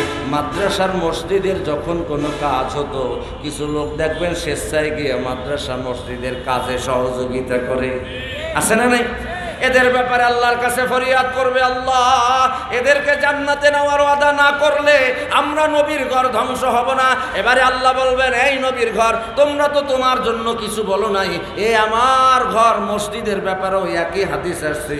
মসজিদকে আল্লাহ বলবে, শোনো শোনো, আমি কিয়ামতের ময়দানে আমার ঘর মসজিদকে পুলসিরাতের ডান পাশে আর নবীর ঘর মাদ্রাসাকে বাম পাশে রেখে দেব। হাসরের ময়দানে মানুষগুলো যখন পাগলের মতো দৌড়ানো শুরু করবে, মাদ্রাসা দেখে, যেই মাদ্রাসায় আপনি দান করেছেন, যেই মসজিদে আপনি দান করেছেন, ওই মাদ্রাসার মসজিদ আপনার চোখের সামনে যখন পড়বে, মনে পড়বে এই মাদ্রাসায় না আমি কিছু দান করেছিলাম। মনে পড়ার সাথে সাথে আপনি মাদ্রাসার ভিতরে ঢুকে যাবেন। এভাবে একজন একজন করে দানকারীরা নবীর ঘর আর আল্লাহর ঘরে ঢুকে পড়বে। আল্লাহ জিজ্ঞেস করবেন, এই নবীর ঘর তোমার কি আর কেউ বাকি আছে? মাদ্রাসা বলবে, না, দুনিয়ায় যারা আমার সাথে সম্পর্ক রাখতো সবাইরে আমি বুঝে পেয়েছি। আল্লাহ বলবে, তাহলে যাও, চলে যাও, সরাসরি আমার কোরআনের হেফাজতকারীদেরকে জান্নাতুল ফেরদাউসে পৌঁছায় দাও। জোরে জোরে সুবহানাল্লাহ। এই জন্য ভাইরা আমার, ওই দিন হাসরের ময়দানে আল্লাহর ঘরকে সাওয়ারি বানাইয়া জান্নাতে যাওয়ার জন্য আমি ভাই এ ব্যাপারে অভ্যস্ত নই। হুজুরের আরও দুইজন বক্তা ছিল যারা আসতে পারে নাই, এ কারণে আমি আপনাদেরকে একটু ডিস্টার্ব করব। এ ভাই, আমাকে বঞ্চিত করবেন না। আমি শুধুমাত্র একটা আশা নিয়ে আপনাদের কাছে এই নবীর ঘরের জন্য একটু অবদান রাখতে চাই, আপনাদের একটু সহযোগিতা চাই। আমি বেশি চাই না। এই দুনিয়ায় যারা 10 জন লোক দুনিয়ায় থাকতে জান্নাতের শুভ সংবাদ পাইছে, যাদেরকে আশারায়ে মুবাশশারা বলা হয়, এই রকম 10 জন সাহাবীর সাথে আল্লাহ তাআলা আপনাদেরকে কবুল করবেন। এই নিয়তে ভাই, দান এমন একটা সওয়াবের কাজ, দান এমন একটা সওয়াবের কাজ। এ ভাই, আল্লাহ তাআলা যেমন নামাজের পরে বান্দার যেই কাজটাই আল্লাহ সবচাইতে বেশি খুশি হয় সেটা হলো দান। সুবহানাল্লাহ। এই জন্য ভাইরা আমার, দোয়া হবে আল্লাহ তাআলা যেন আপনাকে ওই 10 জনের সাথে জান্নাত, অর্থাৎ আশারায়ে মুবাশশারা 10 জনের সাথে আল্লাহ আপনাকে জান্নাত নসিব করেন। যার মা দুনিয়ায় বেঁচে নাই, বাবা দুনিয়ায় বেঁচে নাই, পাগড়ি প্রদান এবং আজকের মাহফিলের সম্মানিত বিশিষ্ট আলোচক এবং মুরব্বী টাঙ্গাইলের হযরত মাওলানা আনোয়ারুল ইসলাম দামাত বারাকাতুহুম। আমার মনে হয় আমি হযরতকে টাঙ্গাইলের এক মাহফিলে পেয়েছিলাম সভাপতি হিসাবে, হয়তো দেখলে চিনতে পারবো, নামে আমার মনে নেই। যাই হোক ভাইরা আমার, একটা শুধু আপনাদের কাছে আবদার, এই 10 জনের সাথে আল্লাহ তাআলা আপনাদেরকে জান্নাত নসিব করবেন, এই নিয়তে একজন আল্লাহর বান্দা আমি দেখতে চাই। আপনি একবারে পারলে একবারে দিবেন, নাইলে হুজুরের সাথে, মাদ্রাসার হুজুরদের সাথে যোগাযোগ করে আপনি একটু নামটা লেখাইয়া নিবেন। আমি একজন আল্লাহর বান্দার একটা হাত দেখতে চাই, যিনি হাসরের ময়দানে নবীর ঘরকে সাওয়ারি বানাইয়া জান্নাতে যাওয়ার জন্য প্রস্তুত। আপনার কষ্টের উপার্জিত সম্পদ থেকে আপনি 10,000 টাকা নবীর ঘরের জন্য মায়া ত্যাগ করতে পারবেন কে? একজন আল্লাহর বান্দা আপনি একসাথে পারলে একসাথে দিবেন, নইলে 5,000 করে দিবেন, নইলে 2,000 করে মাসে মাসে দিয়ে দিবেন। একজন আল্লাহর বান্দার একটা হাত আমি দেখতে চাই হুজুর। মা থাকলে তো খাইতো, বাবা থাকলে তো তার পিছনে খরচ হইতো। মা